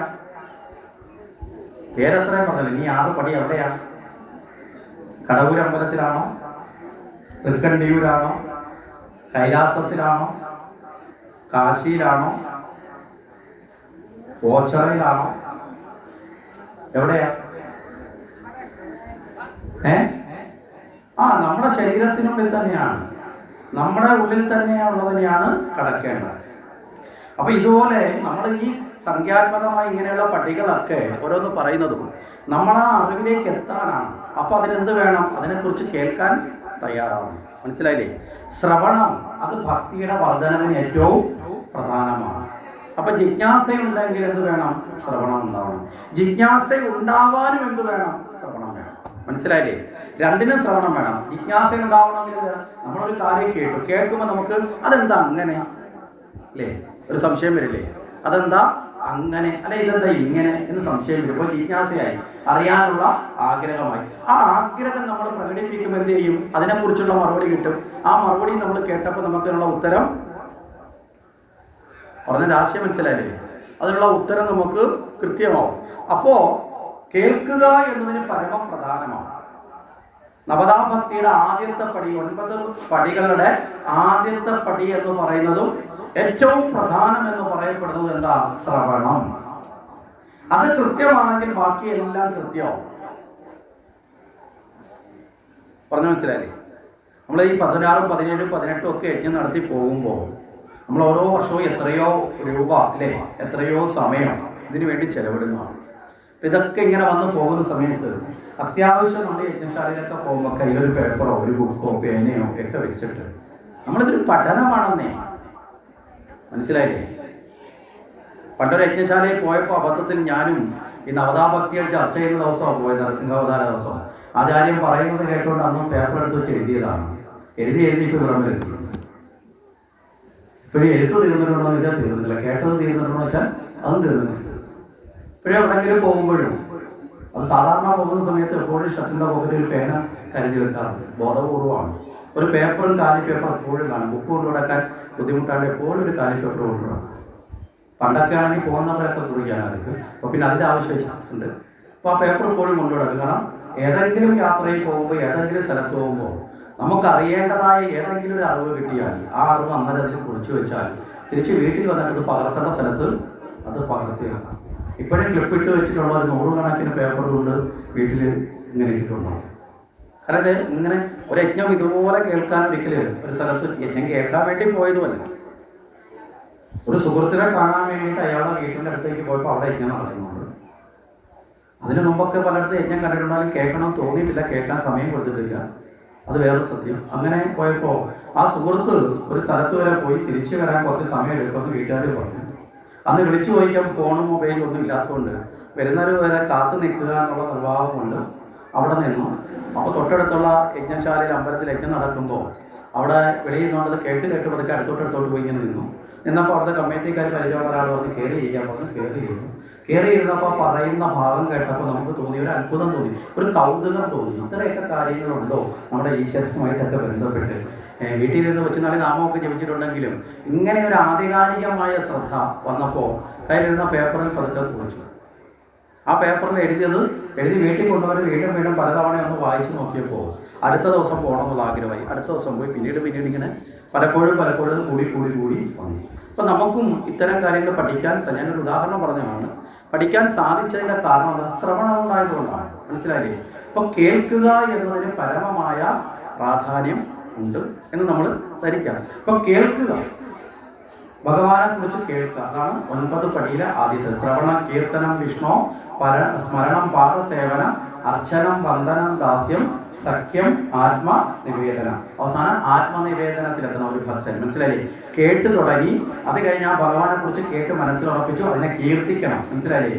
മറ്റുള്ളവരോട് പറയുക, പുകഴ്ത്തുക, അങ്ങനെ പാടുക, ഇങ്ങനെയുള്ള കീർത്തനം. അതാണ് നമ്മുടെ ഈ ഈശ്വര ചിന്തയുമായി ബന്ധപ്പെട്ട് ഈ നാമകീർത്തനങ്ങളൊക്കെ വരാനുള്ള കാരണം. അതാ. മനസ്സിലായില്ലേ? ഭഗവാനെ കുറിച്ച് കീർത്തിക്കുമ്പോൾ നമ്മുടെ മനസ്സിൽ, ഇപ്പോൾ ഗണപതിയെ കുറിച്ച് പാടുമ്പോൾ നമ്മുടെ മനസ്സിൽ ആരുടെ രൂപം ഓർമ്മ വരും? ഗണപതിയുടെ രൂപം. ശിവനെ കുറിച്ച് പറയുമ്പോൾ ശിവന്റെ രൂപം. മനസ്സിലായില്ലേ? അപ്പോൾ കീർത്തിക്കുമ്പോൾ നമ്മുടെ മനസ്സിൽ ആ ഭാവം നിറയും. അപ്പോൾ കീർത്തിക്കുക. അപ്പം ശ്രവണം, കീർത്തനം, സ്മരണം, പിന്നെ എന്ത് ചെയ്യണം? സ്മരിക്കുക. അപ്പോൾ കീർത്തിക്കുന്നതിൻ്റെ കൂട്ടത്തിൽ എന്ത് ചെയ്യും? സ്മരിക്കും. അപ്പോൾ ഞാൻ നിങ്ങളോട് കൃഷ്ണനെ കുറിച്ച് പറയുമ്പോൾ എൻ്റെ മനസ്സിൽ ആരുടെ രൂപം ഉണ്ടാവും? കൃഷ്ണൻ രൂപം ഉണ്ടാവും. ഭാഗവതം പറയുമ്പോൾ നമ്മുടെ ആചാര്യശ്രേഷ്ഠന്മാർ പറയുന്നതും ഭഗവാൻ, കേൾക്കുന്നതും ഭഗവാൻ. മനസ്സിലായില്ലേ? ഇവിടെ നിന്ന് പറയുന്നത് ഞാൻ അഭിലാഷാണെന്ന് പേരുണ്ട്, പക്ഷെ അഭിലാഷമല്ല പറയുന്നത് ഭഗവാനാണ്. ആ ഭഗവാന്റെ ചിന്ത എന്നിൽ ഉണരുമ്പോൾ എന്നിലെ ഈശ്വരൻ എന്ന ഭാവമാണ് നിങ്ങളോട് ഭാഗവതം പറയുന്നത്. ഇത് കേൾക്കുന്നത് എങ്ങനെയാണ്? കേൾക്കുന്നവരിലെ ഈശ്വരൻ എന്ന ഭാവം ഉണരുമ്പോൾ, മനസ്സിലായില്ലേ? ആ ഭാവത്തിൽ ഇരുന്നുകൊണ്ട് നിങ്ങളുടെ ഉള്ളിൽ നിന്ന് കേൾക്കുന്നത് പോരാ, ഭഗവാനാണ്. ആ ഭഗവാനെ ഉണർത്താൻ പറ്റാത്തവരാ മുമ്പ് പറഞ്ഞ അവിടെ നിന്ന് ഉറങ്ങുന്നതും കോട്ടുവാ ഇടുന്നതും അവിടെ നിന്ന് കറങ്ങി കളിക്കുന്നതും അടുത്തിരിക്കുന്ന അകത്ത് കഥ പറയാനും പോകുന്നത്. മനസ്സിലായോ? അപ്പൊ ഇവിടെ സ്മരണം, അർച്ചനം, വന്ദനം, പിന്നെ അത് കഴിഞ്ഞാൽ എന്ത് ചെയ്യണം? അർച്ചിക്കണം, വന്ദിക്കണം, ദാസ്യഭാവത്തിലെത്തണം, സഖ്യം, ആത്മനിവേദനം. ഭഗവാനുമായിട്ടൊരു സഖ്യം ഉണ്ടാവണം. അവസാനം നമ്മളെ തന്നെ ആർക്ക് സമർപ്പിക്കണം? ഭഗവാനെ, ഞാനെന്ന ഭാവം പൂർണ്ണമായും ഉപേക്ഷിച്ച് നിന്നിലേക്ക് ചേരുന്നു. ആ ഭാവത്തിലേക്ക് എത്തുന്നത് തന്നെയാണ് ഭക്തി എന്ന് പറയുന്നത്. അപ്പൊ ഇവിടെ പറഞ്ഞ ജിജ്ഞാസയാണ് നമ്മൾ പറഞ്ഞില്ലേ, 3ാമത്തെ കാറ്റഗറി ജിജ്ഞാസ. ആ ജിജ്ഞാസയിലൂടെ ഭഗവാനെ അറിയാൻ ശ്രവണം വേണം എന്നും പറഞ്ഞു. ആ ശ്രവണത്തിലൂടെ ബാക്കി 9 പടികളിലൂടെ കടന്നു വന്നാൽ നമ്മൾ പൂർണ്ണ ഭക്തനായി മാറും എന്ന് നമ്മൾ മനസ്സിലാക്കുക. ഇനി ഭഗവാൻ പറയുന്ന 4ാമത്തെ ഒരു കാറ്റഗറി ഉണ്ട്. ആ കാറ്റഗറി വെച്ചാൽ പരമഭക്തനാണ്. മനസ്സിലായി? ഭഗവാനെ അറിഞ്ഞ് ഭഗവാനെ ഭജിക്കുന്നവൻ, ജ്ഞാനം നേടി ഭജിക്കുന്നവൻ. അവനാണ് പരമഭക്തൻ. അങ്ങനെയുള്ള ഭക്തനെ തനിക്ക് ഏറ്റവും പ്രിയപ്പെട്ടതാണ്. ഇതാണ് ഭഗവാൻ കാറ്റഗറി തിരിക്കുന്നത്.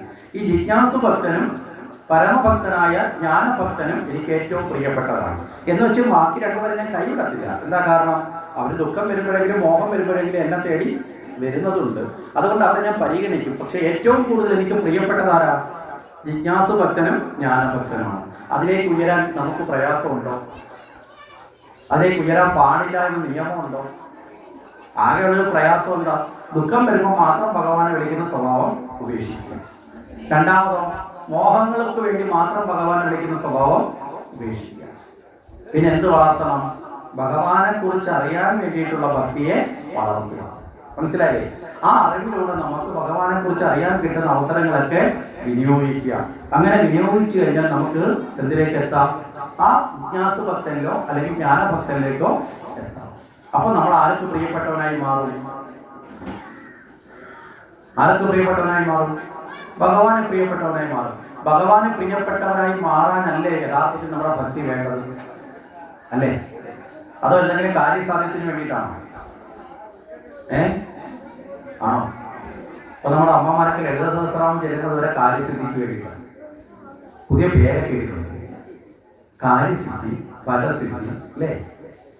ഭഗവാന്റെ നാമം ചെല്ലുന്നവരെ കാര്യസിദ്ധി. കാര്യം നടന്നില്ലെങ്കിൽ ഈ നാമം വേണം, വേറെ നാമത്തിൽ. അതിൽ ആശയം മനസ്സിലായി?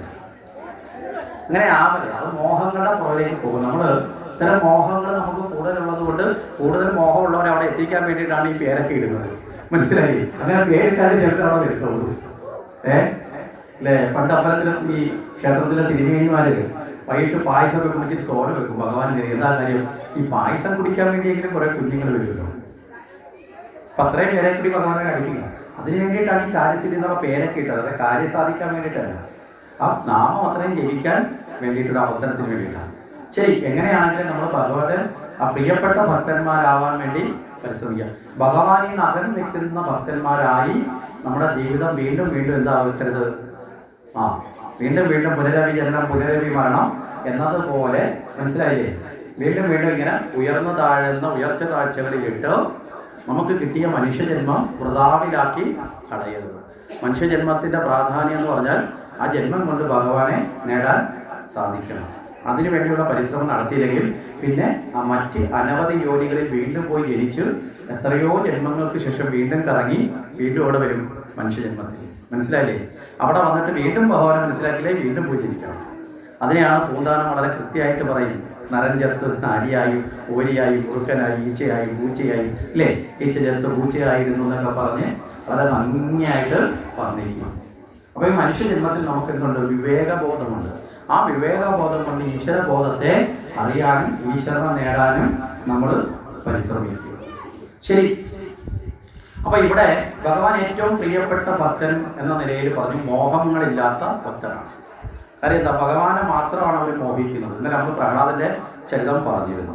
അപ്പൊ ഇതുപോലെയുള്ള രണ്ട് പേര് ഭാര്യയും ഭർത്താക്കന്മാരാണ്, ദമ്പതികളാണ്. ഇവർ ഭഗവാനെ തപസ് ചെയ്തു. ഹൃദയുഗത്തിൽ ഭഗവാനെ സത്യയുഗത്തിൽ തപസ് ചെയ്തു. ഇവർക്ക് ഒരു മോഹവുമില്ല. പിന്നെ എന്തിനാ ഇവർ തപസ് ചെയ്തത്? ഭഗവാനെ കാണണം. മനസ്സിലായില്ലേ? വേറെ മോഹം ഒന്നുമില്ല, ഒന്നും കിട്ടണ്ട. പിന്നെ ആരെ കാണണം? ഭഗവാനെ കാണണം. ഇവർ തപസ് ചെയ്തപ്പോ ഭഗവാൻ പറഞ്ഞിട്ടുണ്ടെങ്കിൽ ഇവരെ കാറ്റഗറി തിരിച്ചു, ഗ്രേഡ് നോക്കി. ഭഗവാൻ മനസ്സിലായി ഇവരെ ഏറ്റവും ഉന്നതമായതാണ്. എന്താ കാര്യം? ഒരു മോഹമില്ല, തന്നെ കാണാനുള്ള സന്തോഷം, ആഗ്രഹം. ഭഗവാൻ അവരോടൊരു ഇഷ്ടം തോന്നി, അവരോടൊരു താല്പര്യവും സ്നേഹം ആർക്കും വന്നു? ഭഗവാന് വന്നു. മോഹമൊക്കെ ആയിട്ട് ഇരുന്ന ആൾക്കാരോട് ഭഗവാന് സ്നേഹമൊന്നും വരുന്നില്ല, ദേഷ്യം വരുന്നത്. ഇന്നലെ വന്നിട്ട് അത് ചോദിച്ചു, ഇന്ന് വന്ന് ഇത് ചോദിക്കും, നാളെ വന്ന് അടുത്തത് ചോദിക്കും. ഇവർ ഈ ചോദിപ്പ് മാത്രമേ ഉള്ളോടത്താം എന്ന് ഭഗവാൻ ചിന്തിക്കും. അപ്പം നമ്മൾ പറയാം, ചോദിപ്പല്ലല്ലോ, ഞാൻ മാല കൊടുത്തില്ലേ, പഴം കൊടുത്തില്ലേ, അത് കൈക്കൂലിയല്ലേ? മനസ്സിലാക്കില്ലേ? ഒന്നും ചോദിക്കാതെ ഒന്നും ആഗ്രഹിക്കാതെ ഭഗവാൻ ഒരു പഴം നിങ്ങൾ കൊണ്ടുവച്ചിട്ടുണ്ടോ? ഉണ്ടോ? ഒരു പൂ കൊണ്ടുവച്ചിട്ടുണ്ടോ? ചിന്തിച്ചു നോക്കും. നിങ്ങൾ ആരും ചെയ്യുന്നില്ല എന്നല്ല ഞാൻ പറഞ്ഞത്. ഉണ്ടാവാം, പക്ഷെ അത് ബാധിക്കണം. മനസ്സിലായി? അപ്പൊ ഇവിടെ ഭഗവാന് തോന്നി, ഇവരോടൊരു ഇഷ്ടം തോന്നി. ഭഗവാൻ മനസ്സുകൊണ്ട് വിചാരിച്ചു, ഇവരുടെ മകനായിട്ടൊന്ന് ജനിച്ചായിരുന്നെങ്കിൽ ഇവരുടെ ഈ ഇത്രയും തന്നെ കാണാനുള്ള ആഗ്രഹം ഉണ്ടല്ലോ ഇവർക്ക്. മനസ്സിലായില്ലേ? അപ്പോൾ അവർക്ക് ആ ജീവിതകാലം മുഴുവൻ തന്നെ കാണാനും സാധിക്കും. ആ അത്രയും ഇഷ്ടമുള്ളവരുടെ മകനായി ജനിക്കുമ്പോൾ അവരുടെ സ്നേഹം അത്ര കണ്ട് എന്നിലേക്ക് വരുന്നത് എനിക്ക് അനുഭവിക്കാനും സാധിക്കും. ഭഗവാൻ എന്ത് ചെയ്തു? ഇവരുടെ മനസ്സിൽ ഒരു മോഹം ഭഗവാൻ ഇട്ടു കൊടുത്തു, ഒരു വിത്ത് അങ്ങോട്ട് ഇട്ടു കൊടുത്തു. ഭഗവാൻ പ്രത്യക്ഷപ്പെട്ടു. ഭഗവാൻ ചോദിച്ചു, എന്ത് വരം വേണം? ഇവര് പറഞ്ഞു, ഞങ്ങളുടെ മകനായി പിറക്കണം. ഇതാരും ചോദിപ്പിച്ചതാണ്?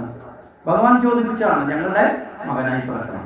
ആ ജന്മത്തില് വൈശ്രവ കുമാരൻ എന്ന പേരില് ആ അമ്മയ്ക്ക് സുതപസ് എന്നാണ് അച്ഛൻ്റെ പേര്, അമ്മയുടെ പേര് പൃശ്ശിനി എന്നാണ്. സുതപസ്സും പൃശ്ശിനിക്കും മകനായിട്ട് ഭഗവാൻ. അത് കഴിഞ്ഞ് അടുത്ത ജന്മത്തിൽ ഈ അച്ഛനും അമ്മയുമാണ് കശ്യപ പ്രജാപതിയും അതിഥിയുമായിട്ട് വന്നു. ആ ജന്മത്തിൽ ഭഗവാൻ വാമനൻ എന്ന പേരിൽ ഭഗവാൻ ഈ അമ്മയ്ക്കും അച്ഛനും മകനായി ജനിച്ചു. മനസ്സിലായില്ലേ? അത് കഴിഞ്ഞ് ഭഗവാൻ അടുത്ത ഇവർക്കുള്ള ഭാഗ്യം കൊടുക്കും ദേവകി വസുദേവരായിട്ടാണ്. ആ ദേവകി വസുദേവരായി ഇവർ ജനിച്ചു. അവർക്ക് മകനായിട്ട് ആര് ജനിച്ചു? ഭഗവാൻ. ഇതാണ് ഭഗവാന്റെ ഒരു കാരുണ്യഭാവം. ഏതേത് തരത്തിലാണോ തന്നെ പ്രാർത്ഥിക്കുന്നത് ആ നിലയിൽ ഭഗവാൻ അവരെ പരിഗണിക്കും. ഇവിടെ ഗോപികമാരെ കുറിച്ചാണ് നമ്മൾ ചർച്ച ചെയ്തത്. ഈ ഗോപികമാര് പരമമായ ഭക്തിയോടുകൂടി ഭഗവാനെ ഇഷ്ടപ്പെടുന്നവരാണ്. അപ്പൊ ഭഗവാനെ നേരത്തെ അറിയാൻ തന്റെ ജീവിതത്തിൽ എന്തൊക്കെ നടക്കും. കുറച്ചു നാൾ കഴിയുമ്പോൾ ഈ ഗോകുലത്തിൽ നിന്ന് പോലും വൃന്ദാവനത്തിലേക്ക് താമസം മാറേണ്ടി വരുമെന്നും ആ വൃന്ദാവനത്തിൽ നിന്ന് ഈ ഗോപികമാരെയും ഈ യശോദയും നന്ദഗോപരെയും ഉൾപ്പെടെ എല്ലാവരെയും ഉപേക്ഷിച്ചു. ഇപ്പൊ ജനിച്ച ഉടനെ വസുദേവരെ ദേവകയെ ഉപേക്ഷിച്ചാണ് ഇങ്ങോട്ട് വന്നത്. മനസ്സിലായില്ലേ? ഇനി അവരുടെ അടുത്തേക്ക് തന്നെ തിരിച്ചു ചെല്ലും. ആ സമയത്ത് ആരെയാ? ഈ ഗോപികമാരെയും ഈ അമ്പാടിയെയും മറ്റുള്ള എല്ലാം ഉപേക്ഷിച്ചുകൊണ്ട് നേരെ പോകേണ്ടി വരുമെന്ന് ആർക്കറിയാം? ഭഗവാൻ അറിയാം. കാരണം കംസനെ വധിച്ചതിന് ശേഷം പിന്നെ ഇങ്ങോട്ട് വരില്ലല്ലോ. പിന്നെ അവിടെയായി അടുത്ത ജീവിതത്തിന്റെ ഘട്ടം. കുറെ നാൾ കഴിഞ്ഞപ്പോഴോ മധുരയിൽ നിന്ന് പിന്നെ ദ്വാരകയിലേക്ക് ഇല്ലേ? ഇങ്ങനെ ഓരോരോ സ്ഥലങ്ങളെയും അതാത് സമയത്ത് ഉപേക്ഷിക്കേണ്ടതിനെ ഉപേക്ഷിച്ചും അടുത്തതിനെ പ്രാപിക്കേണ്ടതിനെ പ്രാപിച്ചുമാണ് ആരുടെ യാത്ര? ഭഗവാന്റെ യാത്ര. അങ്ങനെയാണെങ്കിൽ ഭഗവാൻ ഈ ഗോപികമാരെ ഉപേക്ഷിക്കേണ്ടി വരില്ലേ? വരില്ലേ? വരുമോ? വരുത്തില്ലയോ? വൃന്ദാവനം ഉപേക്ഷിച്ചപ്പോൾ ഗോപികമാരെ മുഴുവൻ കൊണ്ടുപോകാൻ പറ്റുമോ? കംസനെ വധിക്കാൻ കൊണ്ടുപോയില്ല. അപ്പൊ അവരെ വെടിഞ്ഞിട്ടു. അപ്പൊ ഇത്രയും ആത്മാർത്ഥമായ മനസ്സുകൊണ്ട് സ്നേഹമുള്ളവരെ വെടിഞ്ഞിട്ട് പോകുമ്പോൾ, വേറിട്ട് പോകുമ്പോൾ ഇവരെ ദുഃഖത്തിലേക്ക് ആഴ്ത്തലില്ലേ? അല്ലേ? നമുക്ക് ഏറ്റവും പ്രിയപ്പെട്ട കുറച്ച് പേര് അല്ലെ, പ്രിയപ്പെട്ട ഒരാൾ നമ്മുടെ അടുത്തുനിന്ന് വളരെ ദൂരേക്ക് പോവുകയാണെങ്കിൽ തിരിച്ചു വരില്ല അവസ്ഥയിൽ പോവുകയാണെങ്കിൽ നമുക്ക് ദുഃഖം വരില്ലേ? അപ്പൊ ആ ദുഃഖത്തിലേക്ക് ആരെ ആഴ്ത്തരുത്? തന്നെ ആശ്രയിക്കുന്ന ഗോപികമാരെ എത്തിക്കരുത്. അങ്ങനെ എത്തിക്കാതിരിക്കണമെങ്കിൽ ദുഃഖത്തിന്റെ മൂല കാരണം എന്ന് പറയുന്ന അജ്ഞാനമാണ്. ആരെങ്കിലും അടുത്തുണ്ടോ ഇല്ലയോ എന്നുള്ളതല്ല ദുഃഖത്തിന്റെ കാരണം. ഭാഗവതം പഠിപ്പിക്കുന്ന ദുഃഖത്തിന്റെ പ്രധാന കാരണം എന്താ? അജ്ഞാനമാണ്, അറിവില്ലായ്മയാണ്. അപ്പൊ ഈ അജ്ഞാനത്തിന്റെ അവസ്ഥയിൽ നിന്ന് ജ്ഞാനത്തിന്റെ പൂർണ്ണതയിലേക്ക് ആരെ ഉയർത്തണം? ഗോപികമാരെ ഉയർത്തണം. അങ്ങനെ ഉയർത്തിക്കഴിഞ്ഞാൽ പിന്നെ ഗോപികമാർക്ക് ദുഃഖം ഒരിക്കലും ഉണ്ടാവില്ല. കാര്യം എന്താ? ജ്ഞാനത്തിന്റെ പൂർണ്ണ മാർഗത്തിൽ അവനവന്റെ ഉള്ളിൽ തന്നെ ഈശ്വരൻ എപ്പോഴും ഉണ്ടാവും. അപ്പൊ പിന്നെ പുറത്തുള്ള ഈശ്വരനെ തേടി പോകണം. അതിന്റെ അർത്ഥം മനസ്സിലായില്ലേ? ജ്ഞാനത്തിന്റെ പൂർണ്ണ മാർഗത്തിൽ അവനവന്റെ ഉള്ളിൽ ഈശ്വരൻ നിറഞ്ഞിങ്ങനെ കവിഞ്ഞ് നിൽക്കുമ്പോ പിന്നെ പുറത്തുള്ള ഈശ്വരനെ തേടി പോകേണ്ട ആവശ്യമുണ്ടോ? ഉണ്ടോ? ഒരിക്കലും ഉണ്ടാവില്ല. അങ്ങനെ ഒരു മോഹം പോലും തോന്നില്ല. അതുകൊണ്ട് കൃഷ്ണ നീ എവിടെ എന്നുള്ള അന്വേഷണം ആർക്കും വരില്ല, ഗോപികമാർക്ക് വരത്തില്ല. കാരണം എന്താ? അവരുടെ ഉള്ളിൽ കൃഷ്ണനുണ്ട്. ഈ ബോധത്തിലേക്ക് ഗോപികമാരെ എത്തിക്കാൻ ഭഗവാൻ പ്രധാനമായും 3 ലീലകൾ ഗോപികമാരോടൊപ്പം ചേർന്ന് നടത്തുന്നുണ്ട്. അതിലെ ഒന്നാണ് വെണ്ണാപകരണം, രണ്ടാമത്തെ വസ്ത്രാപകരണം, മൂന്നാമത്തത് രാസലീല. ഇത് മൂന്നും ഒരർത്ഥത്തിൽ പറഞ്ഞാൽ നമ്മളിപ്പോഴത്തെ ഡിഗ്രി വിദ്യാഭ്യാസമുണ്ട്, first year, second year, third year. അതുപോലെ 3 സെമസ്റ്റർ അല്ലെങ്കിൽ 3 ഇയറിലൂടെ ഭഗവാൻ 3 തത്വത്തിലൂടെ ഇവരെ ഉയർത്തുകയാണ്. എന്തിനാ ഈ 3 തത്വം എന്ന് ചോദിച്ചാൽ, ഒരു മനുഷ്യൻ ഈശ്വരനിലേക്ക് എത്തപ്പെടണമെങ്കിൽ അവനിൽ 3 ഗുണങ്ങളെ, ത്രിഗുണങ്ങളെ കടക്കണം എന്ന് പറയും അല്ലേ? തമോ ഗുണം, രജോ ഗുണം, സത്വഗുണം. 3 ഗുണങ്ങളെ കടക്കണം, ത്രിഗുണങ്ങളെ കടക്കണം. സത്വഗുണത്തിൽ നിന്നാണ് ഈശ്വരബോധത്തിലേക്ക് ലയിക്കാൻ സാധിക്കുന്നത്. ആ ലയിച്ചു കഴിഞ്ഞാൽ പിന്നെ ഈ സത്വഗുണം ഉപേക്ഷിക്കാം. മനസ്സിലായില്ലേ? അപ്പൊ തമോ ഗുണം വെച്ചാൽ ആലസ്യം, മടി, ഇങ്ങനെയൊക്കെ ഉള്ളതാണ്. രജോ ഗുണം വെച്ചാൽ എന്താ? കർമ്മമൊക്കെ ചെയ്യും, പക്ഷെ പൂർണ്ണ ജ്ഞാനത്തിലേക്ക് എത്തിയിട്ടുമില്ല. മടിയിൽ നിന്ന് പൂർണ്ണമായി അജ്ഞാനത്തിൽ നിന്ന് മുക്തനായിട്ടും ഇല്ല. രണ്ടും കൂടി ചേർന്നൊരവസ്ഥ. അത് കഴിഞ്ഞാൽ സത്വഗുണം വെച്ചാൽ പൂർണ്ണ ജ്ഞാനത്തിലേക്ക് എത്തി, പക്ഷേ പരിപൂർണമായി ജ്ഞാനെന്ന ഭാവം വിടുന്നില്ല. അത് വിടണമെങ്കിൽ എന്ത് ചെയ്യണം? ആ സത്വഗുണത്തിൽ നിന്ന് ഭഗവാനിലേക്ക് ലയിക്കണം. ഇവിടെ അതിനാണ് ഈ 3 ലീലകൾ പ്രധാനമായിട്ട് ഭഗവാൻ ആടുന്നത്. ഭഗവാന്റെ ഓരോ കഥകളും അറിവിന്റെ ശാസ്ത്രങ്ങളെ നമുക്ക് പകരുന്നതാണ്. അപ്പൊ ഇവിടെ വെണ്ണ എടുത്തു എന്നൊരു പരാതിയായിട്ട് ഗോപികമാര് വരാറുണ്ട് അല്ലേ? ഈ പരാതി ആരുടെ അടുത്തേക്കാണ് വരുന്നത്? യശോദയുടെ അടുത്തേക്കാണ് വരുന്നത്. യശോദയുടെ അടുത്ത് എന്ന് പറയാം, യശോദയെ നിനക്കൊരു മകൻ ഉണ്ടെന്ന് പറഞ്ഞിട്ട് മര്യാദയ്ക്ക് വളർത്തണം. നിന്റെ ഒരു മകനെ കാരണം ഞങ്ങൾക്ക് ജീവിക്കാൻ പറ്റുന്നില്ല. അവന് കുരുത്തക്കൻ ഉണ്ടെങ്കിൽ ഒന്നുകിൽ തല്ലി നന്നാക്കണം, അല്ലെങ്കിൽ കെട്ടിയിട്ടണം. മനസ്സിലായി? ഇത് പറയുന്നതാരാ? ഭഗവാനോട് ഏറ്റവും ഇഷ്ടമുള്ള ഗോപികമാർ തന്നെയാണ് ഈ പരാതിയുമായിട്ട് ചെല്ലുന്നത്. അമ്മയ്ക്ക് യശോദയ്ക്കാണെങ്കിൽ ഈ പരാതി കേൾക്കുമ്പോൾ തന്നെ ദേഷ്യം വരും. എന്താ കാര്യം? പരാതി പറഞ്ഞവരോടുള്ള ദേഷ്യമല്ല, ഈ പരാതിക്ക് കാരണക്കാരനായവരോട് ദേഷ്യം വരും. വീട്ടിൽ ആവശ്യം പോലെ ഏറ്റവും കൂടുതൽ വെണ്ണയുള്ള വീടാണ് യശോദയുടെ വീട്. യശോദ മോശക്കാരിയൊന്നുമല്ല, നല്ല ഒന്നാം തരം പാല് കച്ചവടം ബിസിനസ് നടത്തുന്ന നല്ല ഒന്നാം തരം, മനസ്സിലായില്ലേ? നമ്മള് എന്താ ഈ ഗാർഹിക ബിസിനസ് ഒക്കെ ചെയ്യുന്നതെന്ന് പറയപ്പെടുന്ന ഒരു വലിയ ബിസിനസ്സുകാരിയാണ് യശോദ. ഏറ്റവും കൂടുതൽ പശുവും വെണ്ണയും പാലും തൈരും ഉള്ള വീടാണ് യശോദയുടെ. അങ്ങനെയുള്ള വീട്ടിൽ ആവശ്യം പോലെ ഉള്ള സാധനം അവിടെ വെച്ച് കൊടുത്താൽ കഴിക്കാത്തവൻ വേറൊരു വീട്ടിൽ പോയി എടുത്തു എന്ന് പറഞ്ഞാൽ വിഷമം വരത്തില്ലേ? അല്ലേ? ഇപ്പൊ നമ്മളെ വീട്ടിൽ ആവശ്യം പോലെ ഉണ്ടായിട്ട് അത് ഉപയോഗിക്കാത്തവൻ അടുത്ത വീട്ടിൽ പോയിട്ട് അത് എടുത്തു എന്ന് പറഞ്ഞൊരു പരാതി വന്നാൽ ദേഷ്യം വരും. കാരണം എന്താ? വീട്ടിലില്ലെങ്കിൽ ശരിയാണ്, ചിലപ്പോൾ ഇല്ലാത്തത് കൊണ്ടാണോ? ഇത് അങ്ങനെയല്ല, ആവശ്യം പോലെയുണ്ട്. പിന്നെയോ ഇവരുടെ ഈ പരാതി ഒന്ന് നിർത്തണമെങ്കിൽ പിന്നെ യശോദയുടെ മുമ്പിൽ ഒറ്റ മാർഗമേ ഉള്ളൂ. എന്ത് ചെയ്യണം? ഇവരെ മുമ്പിൽ വെച്ച് തന്നെ ശിക്ഷിക്കണം. നിങ്ങൾ പൊയ്ക്കോ, ഞാൻ നോക്കിക്കോളാം, ഞാൻ പറഞ്ഞു കൊടുക്കാന്നൊക്കെ പറഞ്ഞ് അവർ പറയും, അല്ലെങ്കിൽ ഞങ്ങൾക്കറിയാം നീ തന്നെയാണ് ഇവനെ നശിപ്പിക്കുന്നത് എന്ന് പറഞ്ഞിട്ട് പിന്നെ വഴക്കാരുടെ മേളിലാവും? യശോദയുടെ മേളിലാവും. അപ്പൊ യശോദയ്ക്ക് അതിന് പകരം എന്ത് ചെയ്യും? അന്നേരം തന്നെ കൃഷ്ണ പിടികൂടി കൊണ്ടുവന്ന് ഇവരുടെ മുന്നിൽ തന്നെ നിർത്തി ചെവിക്ക് പിടിച്ച് നിന്നിട്ട് നല്ല തല്ലു കൊടുക്കണം. ഈ തല്ലി കുറെ കഴിയുമ്പോൾ ഈ പരാതിയുമായി വന്നവര്, മനസ്സിലായില്ലേ, പിന്നെ അവരുടെ പരാതിയുടെ സ്വഭാവം മാറും. അവരുടെ പരാതി അതുവരെ വെണ്ണ എടുത്തതാണെങ്കിൽ പിന്നെ അവരുടെ പരാതി എന്താ? യശോദ, നീ ഇങ്ങനെ ഈ കുഞ്ഞിനെ തല്ലുന്നത് ശരിയാണോടി? ഒരു കൊച്ചു കുഞ്ഞല്ലേ, അവനെ ഇത്രയൊക്കെ അടിക്കാവോ? ഒരു തെറ്റ് കണ്ടാണെങ്കിൽ 2 അടി കൊടുക്ക്, അതിന് ഇത്രയും അടിച്ച് നീ എന്തിനാ ഇങ്ങനെ വാശി കാണിക്കുന്നത്? നീ ഞങ്ങളോടുള്ള ദേഷ്യമല്ലേ തീർക്കുന്നത് എന്നൊക്കെ പറഞ്ഞിട്ട് അവരാരോട് ദേഷ്യപ്പെടും? യശോദയോട് ദേഷ്യപ്പെടും. അപ്പൊ യശോദയ്ക്ക് സമാധാനമായി, കുഞ്ഞിനോടുള്ള ദേഷ്യം മാറി. മനസ്സിലായില്ലേ? കുഞ്ഞിനോടുള്ള പരാതി മാറി, അവർക്ക് കുഞ്ഞിനോട് സ്നേഹവുമായി. ഭഗവാൻ ഇതുവരെ ഇങ്ങനെ ഉള്ളൂ. ഇതിനിടയ്ക്ക് ഭഗവാൻ ചില കാര്യങ്ങൾ പറയും. ഭഗവാൻ പറഞ്ഞെന്താ? അമ്മയെ കൃഷ്ണൻ കട്ടിട്ടില്ല, അമ്മയുടെ മോൻ കക്കില്ല. അമ്മ എന്താ കാര്യം? അമ്മയൊന്ന് പൊക്കി, അമ്മയുടെ മോൻ കക്കില്ല. കാരണം എന്താ? എന്റെ അമ്മ എന്നെ നല്ലതായില്ലേ പഠിപ്പിക്കുന്നത്, വളർത്തുന്നത്. അപ്പൊ പിന്നെ അമ്മയുടെ മോൻ കക്കു. മനസ്സിലല്ലേ? പിന്നെ ഒരു ആരോപണം കൂടി ഉന്നയിക്കും. അമ്മയോട് ഇവർക്കൊക്കെ ഈ വന്നവർ സ്ത്രീകൾക്ക് എന്തോ ദേഷ്യമുണ്ടെന്ന് തോന്നുന്നു, അതുകൊണ്ട് അമ്മയെ വിഷമിപ്പിക്കാൻ വേണ്ടി എന്നെ ഇവർ കരുവാക്കുന്നതാണ്. മനസ്സിലായില്ലേ? എന്നോട് ഞാനൊന്നും കാണിച്ചിട്ടില്ല, എന്നോടുള്ള പരാതിയില്ല, അമ്മയോടുള്ള ദേഷ്യം തീർക്കാനാണ് ഇവർ വന്ന് എന്നെ ഇങ്ങനെ മോശമായിട്ട് പറയുന്നത്, അമ്മയെ ദുഃഖിപ്പിക്കാൻ വേണ്ടിയിട്ടാണ് എന്ന് പറഞ്ഞ് വിഷയം ആരിലേക്ക് തിരിച്ചു? അമ്മയിലേക്ക് തിരിച്ചു. ഇത് കഴിഞ്ഞിട്ട് വീണ്ടും അടുത്ത തെളിവിലേക്ക് വെക്കും. അമ്മ ഇവരുടെ മോനാ കള്ളൻ, പാതിയെ പ്രതിയാക്കി. ഇവരുടെ മോനാണ് കള്ളൻ, ഇവരുടെ മോനാണ് കള്ളൻ എന്ന് ഇവർക്ക് അറിയാം. എന്നിട്ട് ഇവർ മറച്ചു വെച്ചിട്ടാണ് അമ്മയുടെ മോനെ കള്ളൻ എന്ന് പറയുന്നത്, വിളിക്കുന്നത്. അപ്പൊ ഏറ്റവും വലിയ കള്ളനാരാ? പെരുങ്കള്ളിയാണ് ഈ വന്നവള്. മനസ്സിലായില്ലേ? സ്വന്തം മോൻ കള്ളനാണെന്ന് അറിഞ്ഞിട്ട് മറച്ചു വെച്ചിട്ട് അമ്മയുടെ മോനെ കള്ളനാക്കാൻ വേണ്ടിയിട്ട് കച്ചകെട്ടി വന്ന ഇവള് പെരുങ്കള്ളിയാണ്. ഇത്രയും സ്റ്റേറ്റ്മെന്റ് ആരും കൊടുത്തു? ഭഗവാനും കൊടുത്തു. അപ്പൊ ഇവിടെ യശോദയുടെ ഭാഗം കേട്ടു, ഗോപികമാരുടെ ഭാഗം കേട്ടു, ഭഗവാന്റെ ഭാഗവും നമ്മൾ കേട്ടു. ഇതിൽ ആരുടെ ഭാഗം നമ്മൾ എടുക്കണം? ഗോപികമാര് പറഞ്ഞതെടുക്കണോ? ഭഗവാൻ വെണ്ണ കട്ടു കള്ളനാണ് എന്നതെടുക്കണോ? ഭഗവാൻ പറഞ്ഞു ഞാൻ കട്ടിട്ടില്ല, ഞാൻ കള്ളനല്ല. ഇതിൽ ആരുടെ ഭാഗം നമ്മൾ എടുക്കണം?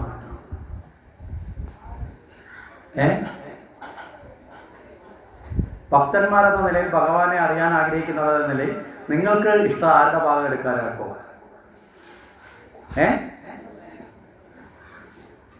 ആരുടെ ഭാഗമോ? ഒന്നും മിണ്ടാട്ടോ ഇല്ലേ? ആരുടെ ഭാഗമോ? ഇപ്പൊ എടുത്തുകൊണ്ടിരിക്കുന്നത് ആരുടെയാ? ഗോപികമാരുടെ ഭാഗമാണ്, സംശയമില്ലല്ലോ അല്ലേ? ഇപ്പൊ എടുത്ത് നമ്മൾ ചോന്ന് വെച്ചിരിക്കുന്ന ഭാഗം ആരുടെയാ? ഗോപികയുടെ. അതുകൊണ്ടാണ് കള്ളൻ എന്ന് പറയുന്നത്. പക്ഷേ നമ്മൾ എടുക്കേണ്ടത്, ഭാഗവതത്തിലൂടെ സഞ്ചരിക്കുമ്പോൾ നമ്മൾ എടുക്കേണ്ടത് ഭഗവാന്റെ ഭാഗമാണ്. അപ്പൊ ഇതെങ്ങനെ ശരിയാവുമെന്ന് പരിശോധിക്കണമല്ലോ അല്ലേ? വെറുതെ ഭഗവാന്റെ വാദം എടുത്തിട്ട് കാര്യമുണ്ടോ? ഇല്ല. ഇവിടെ ഈ ഗോപികമാർക്ക് ഈ പരാതിയൊക്കെ ഇവർ വരുന്നെങ്കിലും ഈ ഗോപികമാർക്ക് എല്ലാവർക്കും ഈ ഭഗവാനോട് ഇഷ്ടക്കുറവാണോ ഇഷ്ടക്കൂടുതലാണോ? ഇഷ്ടക്കൂടുതലാണ്. അങ്ങനെ ഏറ്റവും കൂടുതൽ ഇഷ്ടമുള്ള ഭഗവാനെതിരെയാണ് പരാതിയായിട്ട് വരുന്നത്. ഈ ഗോപികമാര് എപ്പോഴും കൃഷ്ണന്റെ സാമീപ്യം ആഗ്രഹിക്കുന്നവരാണ്. മനസ്സിലായില്ലേ? ഞങ്ങളുടെ വീടുകളിലേക്ക് കൃഷ്ണൻ വരണമെന്ന് ആഗ്രഹിക്കുന്നവരാണ് ആര്? ഗോപികമാര്. പക്ഷെ മോനെ നീ ഇങ്ങോട്ടൊന്ന് വാടാ എന്ന് പറഞ്ഞ് വാലും കൊടുത്ത് വെണ്ണയും കൊടുത്തിട്ട് വിളിച്ചാൽ എന്ത് ചെയ്യും? അങ്ങോട്ട് പോകില്ല. അത്ര ഗുരുത്തം കെട്ട സ്വഭാവമാണ്. ഇങ്ങോട്ട് വിളിച്ചാൽ നേരെ വിപരീതമായിട്ടേ പോകുള്ളൂ. ഇതാണ് കൃഷ്ണന്റെ ഒരു പൊതുവായ പ്രകൃതം. നല്ല വികൃതിയും കുസൃതിയും ഒക്കെ എന്ന് പറഞ്ഞാൽ ബാല്യമാണ് ആരുടേത്? ഭഗവാന്റേത് നമുക്ക് കാണാൻ സാധിക്കും. അപ്പൊ ഇവർ വിളിച്ചു കഴിഞ്ഞാൽ ഭഗവാൻ മൈൻഡ് ചെയ്യില്ല, തിരിഞ്ഞു നടന്നു പോകും. അപ്പൊ ഭഗവാനെ തങ്ങളുടെ വീട്ടിലേക്ക് കയറ്റാൻ ഗോപികമാരെടുക്കുന്ന ഒരു തന്ത്രമാണ് ഈ വെണ്ണ എന്നുള്ളത്. ഗോപികമാര് രാവിലെ തന്നെ നോക്കും, അവിടെ നന്ദഗോപരുടെ വീട്ടിൽ നിന്ന് പുറത്തേക്ക് ഇറങ്ങിയൊന്ന് നോക്കും. നമ്പർ 1 ആയിട്ടുള്ള ആള് കൃഷ്ണൻ ഇങ്ങനെ ഇറങ്ങുന്നത് നോക്കിയിരിക്കും. കാരണം എന്താ, കുട്ടികളെ സംബന്ധിച്ചുള്ള രാവിലെ എണീറ്റാൽ തന്നെ കൂട്ടുകാരുടെ അടുത്തേക്ക് പോകാനും കളിക്കാനുമാണ് അവർക്ക് ധൃതി. അപ്പൊ ആ അവസ്ഥയിലാണ്. കാരണം ഈ സമയത്തൊന്നും സ്കൂൾ വിദ്യാഭ്യാസം അങ്ങനെയുള്ള പഠനമൊന്നും ആർക്കില്ല, ഭഗവാന്റെ ജീവിതത്തിലില്ല. അപ്പൊ അതുകൊണ്ട് തന്നെ കൂട്ടുകാരുടെ അടുത്തേക്ക് പോകുന്നത് നോക്കി ഗോപികമാരിരിക്കും. അങ്ങനെ കൃഷ്ണൻ വഴിയിലൂടെ സഞ്ചരിച്ചു വരുമ്പോൾ ഗോപികമാര് വീട്ടിനുള്ളിൽ നിന്നുകൊണ്ട് ഉറക്ക വിളിച്ചു പറയും, പിന്നെ ആ വെണ്ണ കിട്ടിയത് മുഴുവൻ മുകളിലത്തെ മുറിയിൽ വെക്കണേ, ഇല്ലെങ്കിൽ ഇല്ല കള്ളന്മാരെടുത്തുകൊണ്ട് പോവുകയെ എന്ന് ഉറക്ക പറയും. ഈ ഉറക്ക പറയുന്നത് യഥാർത്ഥത്തിൽ എന്തിനാണ്? കൃഷ്ണൻ വരുന്ന സമയം നോക്കി ഇത് ഉറക്കം പറയുന്നത് ആര് കേൾക്കണം എന്നുള്ള ആഗ്രഹം കൊണ്ടുള്ളിൽ കൃഷ്ണൻ കേൾക്കണം. മനസ്സിലായില്ലേ? ഇനി രഹസ്യമാണെങ്കിൽ ഇങ്ങനെ പറയേണ്ട ആവശ്യമുണ്ട്. നമ്മളെ വീട്ടിൽ ഇരിക്കുന്ന ഒരു സമ്പത്ത് ഒരാൾ എടുക്കണമെന്ന് ആഗ്രഹം ഉണ്ടെങ്കിൽ നമ്മളിങ്ങനെ ഉറക്കം വിളിച്ചു പോവുമോ? നമ്മൾ വളരെ പതുക്കെ കൈകാര്യം ചെയ്യും. ഇത് ഉറക്കം പറയും. ഇനി ചില ഗോപികമാർ ഇതിന്റെ ഒരു പരിധിയും കൂടെ കിടക്കും. വിളിച്ചു പറയക്കത്തിന് പകരം വെണ്ണ ഇങ്ങനെ വിട്ട് കയ്യിലൊക്കെ എടുത്ത് വെളിയിൽ ഇറങ്ങിയിട്ട് കൃഷ്ണൻ അടുത്ത് വരുന്ന സമയത്ത് അപ്പുറത്തെ വീട്ടിൽ ആളിനെ വിളിച്ചിട്ട് കണ്ടില്ലേ എനിക്ക് ഒത്തിരി വെണ്ണ കിട്ടിയെന്നൊക്കെ കാണിക്കും. ഭഗവാനായിട്ട് ഇത് കേട്ടിട്ടുമില്ല കണ്ടിട്ടുമില്ലാത്ത ഭാവത്തിൽ ഇത് നടന്നു പോകും. നടന്നു പോകുന്നത് കാത്ത് കൂട്ടുകാരൊക്കെ ഇങ്ങനെ ഇരിക്കും. ആ കൂട്ടുകാരുടെ ഇടയിലേക്ക് ചെല്ലും. അവിടെ കുറെ കുട്ടികൾ, എല്ലാ വീട്ടിലെ കുട്ടികളും ഭഗവാനെ കാത്തിരിക്കും. എല്ലാവരുടെയും ലീഡറാണ് ആര്? കൃഷ്ണൻ. ഇനി ഈ കുട്ടികൾ മാത്രമല്ല, കുറെ വാനരന്മാരും ഭഗവാന്റെ വരവ് കാത്ത് കുസൃതി കാത്ത് അവരും കാത്തിരിക്കും. അവിടേക്ക് നേരെ ചെല്ലും. അവിടേക്ക് ചെന്ന് കഴിഞ്ഞിട്ട് ഭഗവാൻ നേരെ പറയും ഇന്നത്തെ ലീഡർ എന്ന് പറഞ്ഞിട്ട് അതിനകത്ത് ഏതെങ്കിലും ഒരു കുട്ടിയെ സെലക്ട് ചെയ്യും. മനസ്സിലായില്ലേ? ഓരോ ദിവസവും ഓരോ കുട്ടിയെ അതിന്റെ ലീഡറാക്കി ഭഗവാൻ പ്രഖ്യാപിക്കും. ഇന്നത്തെ മുഴുവൻ ലീഡർഷിപ്പും നേതൃത്വവും നിനക്കാണെന്ന് പറഞ്ഞൊരു കുട്ടിയെ രംഗത്തേക്ക് വിളിക്കും. എന്നിട്ട് അവനോട് പറയും ഇന്ന് നമ്മൾ പോകുന്നത് ഇന്ന ഭാഗത്ത്, ഇന്ന കുളത്തിൻ്റെ അടുത്ത്, ഇന്ന വളവില്, ഇന്ന മരം നിൽക്കുന്ന അതിന്റെ അപ്പുറത്ത് കാണുന്ന ഇന്ന അടയാളമുള്ള വീട്ടിലാണ് നമ്മളിത് പോകുന്നത്. ഇത് പറയുമ്പോഴാണ് ഈ കുട്ടി അറിയുന്നത് അയ്യോ അതെന്റെ വീടല്ലയോ. അതേ നിന്റെ വീടാ, അതുകൊണ്ടാണല്ലോ നിന്നെ നേതാവാക്കിയത്. മനസ്സിലായില്ലേ? ആരുടെ വീട്ടിലാണോ പോകുന്നത് ആ വീട്ടിലെ കുട്ടിയെ അന്നത്തെ ലീഡറാക്കി. അവനാണ് നേതാവ്, അവനാണ് നയിക്കേണ്ടത്. അങ്ങനെ അവനെ കൊണ്ടുപോയി അവനെ കൊണ്ട് അവന്റെ വീട് തുറപ്പിക്കും. മനസ്സിലായില്ലേ? താക്കോൽ വെച്ചിരിക്കുന്നിടത്ത് തുറന്നാലും വാതിൽ ചവിട്ടി തുറന്നാലും ഓണളക്കിയാലും ജനലിളക്കിയാലും ആരെ കൊണ്ടാണ് തുറപ്പിക്കുന്നത്? ആ വീട്ടിലെ കുട്ടിയെ കൊണ്ട് തന്നെ അവന്റെ വീട് തുറപ്പിക്കുന്നു. തുറന്നു കഴിഞ്ഞാൽ എല്ലാവരും അകത്ത് കയറും. അകത്ത് കയറി കഴിഞ്ഞിട്ട് വെണ്ണ ഇരിക്കുന്ന സ്ഥലവും ആ വീട്ടിലെ കുട്ടി തന്നെ കാണിച്ചത്. അവൻ അറിയാലോ ചേട്ടാ, അവൻ കാണിച്ചു കൊടുക്കും. ഇത് കഴിയുമ്പോൾ എടുക്കുന്ന ജോലി ഭഗവാൻ ചെയ്യും. കാരണം എന്താ, ഈ വിളമ്പാൻ നിൽക്കുന്നവരെപ്പോഴും കഴിക്കാൻ താല്പര്യം കുറഞ്ഞു നിൽക്കുന്നവരാണ് അല്ലേ? കാരണം അവർ അവസാനം തന്നെ കഴിക്കാറുള്ളൂ. ഈ പണ്ട് കാലത്തൊക്കെ നമ്മുടെ വീടുകളിൽ അമ്മമാർ അങ്ങനെയല്ലേ, എല്ലാവർക്കും വിളമ്പാനാണ് അവർക്ക് ആഗ്രഹം അല്ലേ? എല്ലാവർക്കും വിളമ്പി കഴിഞ്ഞ അവസാനം ചിലപ്പോൾ നല്ലതുപോലെ കറി പോലും ഇല്ലാതായിരിക്കും ചിലപ്പോൾ അവർ ഭക്ഷണം കഴിക്കുക. പക്ഷേ അവർക്ക് കറി ഇല്ലാത്തതിന്റെ വിഷമം വരില്ല. കാര്യം എന്താ, ഈ വിളമ്പിക്കുന്ന സമയത്ത് അവരുടെ മനസ്സങ്ങ് നിറയും അല്ലേ? പണ്ട് അങ്ങനെയായിരുന്നു, പക്ഷെ ഇപ്പം അങ്ങനെയല്ല. ഇപ്പം മനസ്സ് നിറഞ്ഞാൽ മാത്രം പോരാ, വയറും നിറയണമെന്ന് ഇപ്പോഴത്തെ ബുദ്ധിയുള്ള പെണ്ണുങ്ങൾക്ക് അറിയാം. അതുകൊണ്ട് ഇപ്പൊ അവർ ആദ്യം തന്നെ വിളമ്പി കഴിഞ്ഞാൽ ഉപ്പുണ്ടോ രുചിയുണ്ടോ നോക്കി ആദ്യമേ അവരങ്ങ് കഴിക്കും. മനസ്സിലായി? ബാക്കി അവിടെ നീക്കി വെക്കും. ഇപ്പൊ ശീലം അങ്ങനെയൊക്കെ ആയിട്ടുണ്ട്. പണ്ടത്തെ അമ്മമാർ പറഞ്ഞാൽ കൊടുത്ത് വയറ് നിറയ്ക്കുക, ശരിയല്ലേ? അവസാനം ചിലപ്പോൾ നമുക്ക് തന്നെ കഴിച്ചിട്ടുണ്ടെങ്കിൽ നമുക്ക് തന്നെ തിരിഞ്ഞ് അമ്മമാര് കഴിക്കുന്നിടത്തേക്ക് ഒരു വിഷമം തോന്നും. എന്താ, നമുക്ക് 4 കറി ഇല്ലായിരുന്നു, അമ്മയെടുത്ത് അമ്മ കഴിക്കുമ്പോൾ ചിലപ്പോൾ 1 or 2 അല്ലേ, കഷ്ടി 1 or 2 ഒക്കെയോ കാണും. അപ്പോഴാണ് നമുക്ക് അറിയാതെ അമ്മയോടൊരു സ്നേഹം വർദ്ധിക്കുന്നത്. ഇങ്ങനെയൊക്കെയാണല്ലോ ഭഗവാനെ ഈ അമ്മ നമുക്ക് വേണ്ടി എല്ലാം തന്നിട്ട് അല്ലേ, ആ ഒരു സ്നേഹം. ഇങ്ങനെയൊക്കെ ഉള്ളൊരു അനുഭവങ്ങൾ പണ്ടുണ്ടായിരുന്നു. ഇന്നങ്ങനെ വല്ലതും ഉണ്ടോ? അതൊക്കെ നമുക്ക് ചിന്തിക്കാം. പലതരത്തിലുള്ള ഭാവങ്ങളിലൂടെയാണ് ആ സ്നേഹത്തെ വർദ്ധിപ്പിച്ചിരുന്നത് നമുക്ക് കാണാൻ സാധിക്കും. ശരി, ഇവിടെ ഇത്തരത്തില് ഈ ഭഗവാനായിട്ട് ഉറിയിലൊക്കെ കയറിയൊക്കെ തോന്നും. കാരണം എന്താ, തനിക്ക് വെണ്ണ കഴിക്കണം എന്ന് ആഗ്രഹമില്ല, എടുത്തു കൊടുക്കലാണ്. എല്ലാവർക്കും എടുത്തു കൊടുക്കും. കൊടുക്കുന്നതനുസരിച്ച് താഴെ നിൽക്കുന്നവർ കഴിക്കും, വീണ്ടും കഴിഞ്ഞിട്ട് അടുത്താക്ക് കൊടുക്കും. ഈ കുട്ടികൾക്കെല്ലാം കൊടുത്തു കഴിഞ്ഞാൽ പിന്നെ വാനരന്മാരുണ്ട്, അവരും കൈ നീട്ടിക്കൊണ്ടില്ല, അവർക്കും കൊടുക്കും. കാരണം എന്താ, രാമാവതാര കാലത്ത് തന്നെ ഏറെ സഹായിച്ചവരാണ് വാനര സമൂഹം. അതുകൊണ്ട് കൃഷ്ണകാലത്ത് അവരെയും സഹായിച്ചു ഭഗവാൻ. ഇതെല്ലാം കഴിഞ്ഞു കഴിഞ്ഞാൽ എന്ത് ചെയ്യും, ഭഗവാന്റെ ഒരു പ്രത്യേക സ്വഭാവമുണ്ട്. വെണ്ണ തീർന്നു കഴിഞ്ഞാൽ പിന്നെ കയ്യിൽ എപ്പോഴും കാലിക്കോല് കാണും. ഈ പശുക്കളെ മേയ്ക്കാൻ പോകുന്ന വടി എപ്പോഴും ഈ കൂട്ടത്തിലേക്കാണ്. ഈ വടി എടുത്തിട്ട് ഈ കല അടിച്ചങ്ങ് പൊട്ടിക്കും. ഇതൊരു പ്രത്യേകതരം സ്വഭാവമാണ്. മനസ്സിലായില്ലേ? വെണ്ണ എടുത്തിട്ടുണ്ടോ അവിടെ അടയാളം ഉണ്ടാകും, എന്താ? കലം പൊട്ടിയിട്ടുണ്ട്. ഈ പരാതിയുമായി വരുന്ന ഗോപികന്മാരുടെ ഏറ്റവും വലിയ പരാതി ഇത് തന്നെയാണ്. എടാ വെണ്ണ എടുത്തോട്ടെ, എടുത്തിട്ട് ഈ കലവും കൂടെ പൊട്ടിക്കുന്നതിനാ. രണ്ട് നഷ്ടമാണ്, വെണ്ണയും നഷ്ടം, കലവും നഷ്ടം. ഇത് ഭഗവാനെ സംബന്ധിച്ചോളം ഇതൊരു രസവുമാണ്, കലം പൊട്ടിക്കുക എന്നുള്ളത്. അത് പൊട്ടിച്ചിട്ടേ പോകുള്ളൂ. അപ്പൊ ഇവിടെ ഇത്തരത്തിലുള്ള കാര്യങ്ങളാണ് സംഭവിക്കുന്നത്. അപ്പം വെണ്ണ വന്ന് എടുക്കണമെന്ന് ഗോപികമാർ ആഗ്രഹിക്കുന്നു എന്ന് നമുക്ക് മനസ്സിലായല്ലോ. ഇനി അടുത്ത നടക്കുന്ന എന്താ?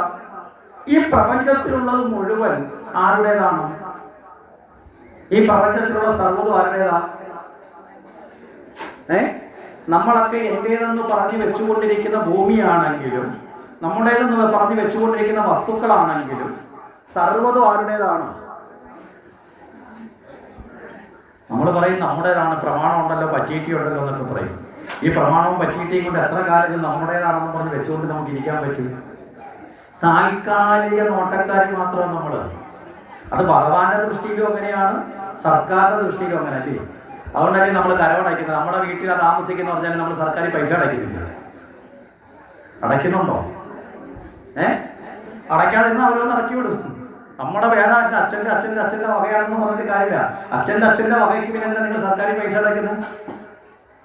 നമ്മുടേതെന്ന് പറഞ്ഞാൽ താൽക്കാലികമാണ്. മനസ്സിലായി? റവന്യൂ സമ്പ്രദായം താൽക്കാലികം. ഇവിടെ റവന്യൂ അനുസരിച്ച് നിയമപരമായി താൽക്കാലികമാണെങ്കിൽ ഭഗവാന്റെ ദൃഷ്ടിയിലോ ഈ സർക്കാർ വരെ താൽക്കാലികം. മനസ്സിലായില്ലേ? നമ്മളങ്ങനെ നികുതി മേടിക്കുന്ന സർക്കാർ വരെ താൽക്കാലികമാണ്. ശരിയല്ലേ? ഇതെല്ലാം ഈശ്വരൻ്റെതാണ്. ഈശ്വരൻ്റെതായ വസ്തുക്കളെ ഭഗവാനിൽ നിന്ന് മാറ്റി ഞങ്ങളുടേതാണ് എന്ന് പറഞ്ഞു മാറ്റിപ്പിടിക്കുന്നുണ്ടെങ്കിൽ ഈ മാറ്റിപ്പിടിക്കുന്നവരല്ലേ കള്ളന്മാർ യഥാർത്ഥത്തിൽ? അല്ലേ? ആണോ? അല്ലേ? അപ്പൊ ഈ പ്രപഞ്ചം മുഴുവൻ ഭഗവാന്റേതാണെങ്കിൽ ഭഗവാനിൽ നിന്നും മറച്ചു പിടിക്കാൻ കഴിവ് ഞങ്ങൾക്കുണ്ട് എന്ന് പറഞ്ഞ് ഇത് ഞങ്ങളുടെ വെണ്ണയാണ് എന്ന് പറയുന്ന ഗോപികന്മാരുടെ മനസ്സിൽ എല്ലാം ഈശ്വരൻ്റെതാണെന്ന് ബോധം ഇല്ലാത്തത് കൊണ്ടല്ലേ അത് ചെയ്യുന്നത്. പറഞ്ഞ ആശയം മനസ്സിലായോ? അപ്പൊ എല്ലാം ഈശ്വരൻ്റെതാണെന്ന ബോധത്തെ പകരാനാണ് ഭഗവാൻ എന്ത് ചെയ്യുന്നത്? ഈ ഗോപികന്മാർ മറച്ചു വെക്കുന്നതിനെ എടുക്കുന്നത്.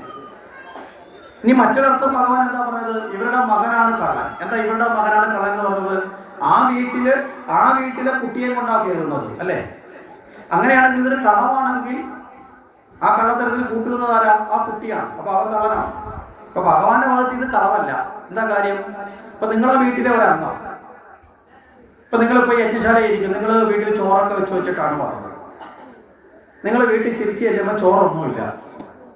ജോലിക്ക് പോയാൽ നിങ്ങളുടെ ഭർത്താവോ അല്ലെങ്കിൽ ഭാര്യയോ ആരെങ്കിലും അവരുടെ മോനോ ആയിക്കോട്ടെ, അവർ വന്ന് ചോറൊക്കെ എടുത്ത് കഴിച്ച് കുറെ കൂട്ടുകാരായിട്ടൊന്ന് അവർക്കൊക്കെ കൊടുക്കും.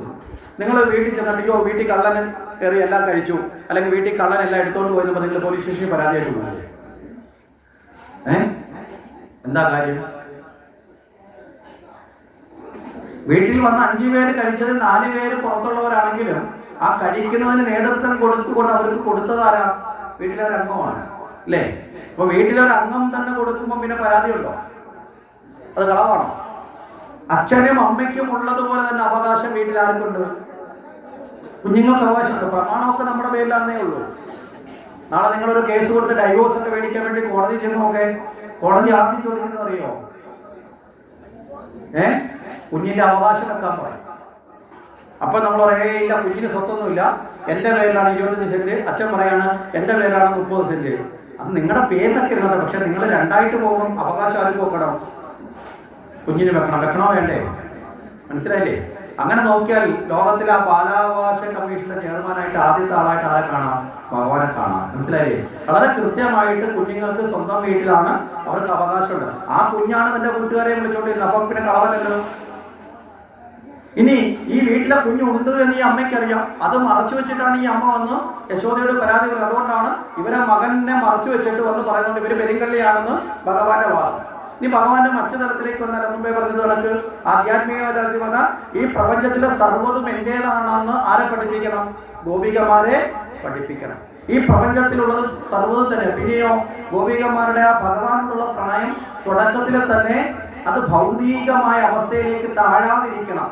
മനസ്സിലായില്ലേ? ഭൗതികമായ അവസ്ഥയിലേക്ക് താഴുമ്പോഴാണ് സാധാരണഗതിയിലുള്ള സ്ത്രീ പുരുഷ ഭാവബന്ധങ്ങളൊക്കെ വരുന്നത്. അതിലേക്ക് താഴാതിരിക്കണം. അതിനെന്ത് ചെയ്യണം? ആ ഉന്നതമായ ആത്മബോധത്തിലാണ് ഈ ബന്ധം എന്ന് ഗോപികമാര് മറക്കരുത്. അവരെ ഉയർത്തണം. എപ്പോഴും ആ ഉയരത്തിൽ തന്നെ നിർത്തണം. അതിനെന്ത് ചെയ്തു? വെണ്ണ സ്വീകരിച്ചു, വെണ്ണയിരുന്ന കലം. അതെന്താ ഇവിടുത്തെ പ്രത്യേകത? ഇവിടെ വെണ്ണ എന്ന് പറയുന്നത് ഗോപികമാരുടെ ഭഗവാനോടുള്ള സ്നേഹം കൊണ്ട് നിറഞ്ഞ ഹൃദയം എന്ന സങ്കല്പമാണ്. മനസ്സിലായില്ലേ? ലോകത്തെ ഏറ്റവും ഉന്നതമായ വികാരം ഏതാ? സ്നേഹമല്ലേ? നമ്മൾ പറയുന്നത് ചില ആൾക്കാരെ കുറിച്ച്, അവന്റെയൊക്കെ മനസ്സൊരു കരിങ്കല്ലാണെന്ന് പറയാം, അല്ലേ? അതിനർത്ഥം നമ്മൾ തറയിൽ കിടക്കുന്ന പാറയുടെ കണക്കിരിക്കുന്നതാണോ? ആണോ? എന്താ? നല്ല ഗുണങ്ങളില്ലാത്ത, അല്ലേ? നല്ല ഗുണങ്ങളും നല്ല വികാരങ്ങളും ഇല്ലാത്ത ഹൃദയം എങ്ങനെയാ? കരിങ്കല്ലാണ്. അപ്പൊ ഏറ്റവും മൃദുവായി ഒരുവന്റെ ഹൃദയം മാറുന്നത് എപ്പോഴാ? സ്നേഹസമ്പന്നമാകുമ്പോഴാ. മനസ്സിലായില്ലേ? ഏറ്റവും പ്രധാനമായ ഗുണം സ്നേഹമാണ്. അതുകൊണ്ടാണ് ഭക്തി സ്നേഹമാണെന്ന് പറയുന്നത്. സ്നേഹത്തിന് അപ്പുറത്ത് മറ്റൊരു ഗുണം വേറെ ഇല്ല. ഏറ്റവും ശ്രേഷ്ഠമായ വികാരം സ്നേഹമാണ്. അതാണ് നമുക്ക് മറ്റുള്ളവരോട് കൊടുക്കാൻ പറ്റുന്ന ഏറ്റവും വലിയ സമ്പത്തും സംഭാവനയും ഒക്കെ. മനസ്സിലായില്ലേ? ആ സ്നേഹത്തിലാണ് നമ്മുടെ കുടുംബങ്ങൾ പോലും നിലനിൽക്കുന്നത്. അച്ഛൻ അമ്മയോടും, അമ്മയ്ക്ക് അച്ഛനോടും, മക്കൾക്ക് മാതാപിതാക്കളോടും, മാതാപിതാക്കൾക്ക് അല്ലേ മുത്തശ്ശനും മുത്തശ്ശിയോടും, അങ്ങനെ അങ്ങോട്ടും ഇങ്ങോട്ടും കൊച്ചുമക്കളോടും ഒക്കെയുള്ള ഈ സ്നേഹം എന്ന സമ്പത്ത് ഇല്ലാണ്ടായാൽ ബാക്കി ഏതൊക്കെ സമ്പത്ത് ഉണ്ടായാലും ആ വീട്ടിൽ ഐശ്വര്യം ഉണ്ടാവുമോ? ഉണ്ടാവോ? പട്ടിണി ഉണ്ടെങ്കിലും പരിവട്ടം ഉണ്ടെങ്കിലും ചിലപ്പോൾ ഒരു നേരത്തെ ഭക്ഷണമേ ഉള്ളൂ എങ്കിൽ പോലും സ്നേഹമുണ്ടെങ്കിൽ ആ വീട്ടിൽ ഐശ്വര്യം ഉണ്ടാവും, അല്ലേ?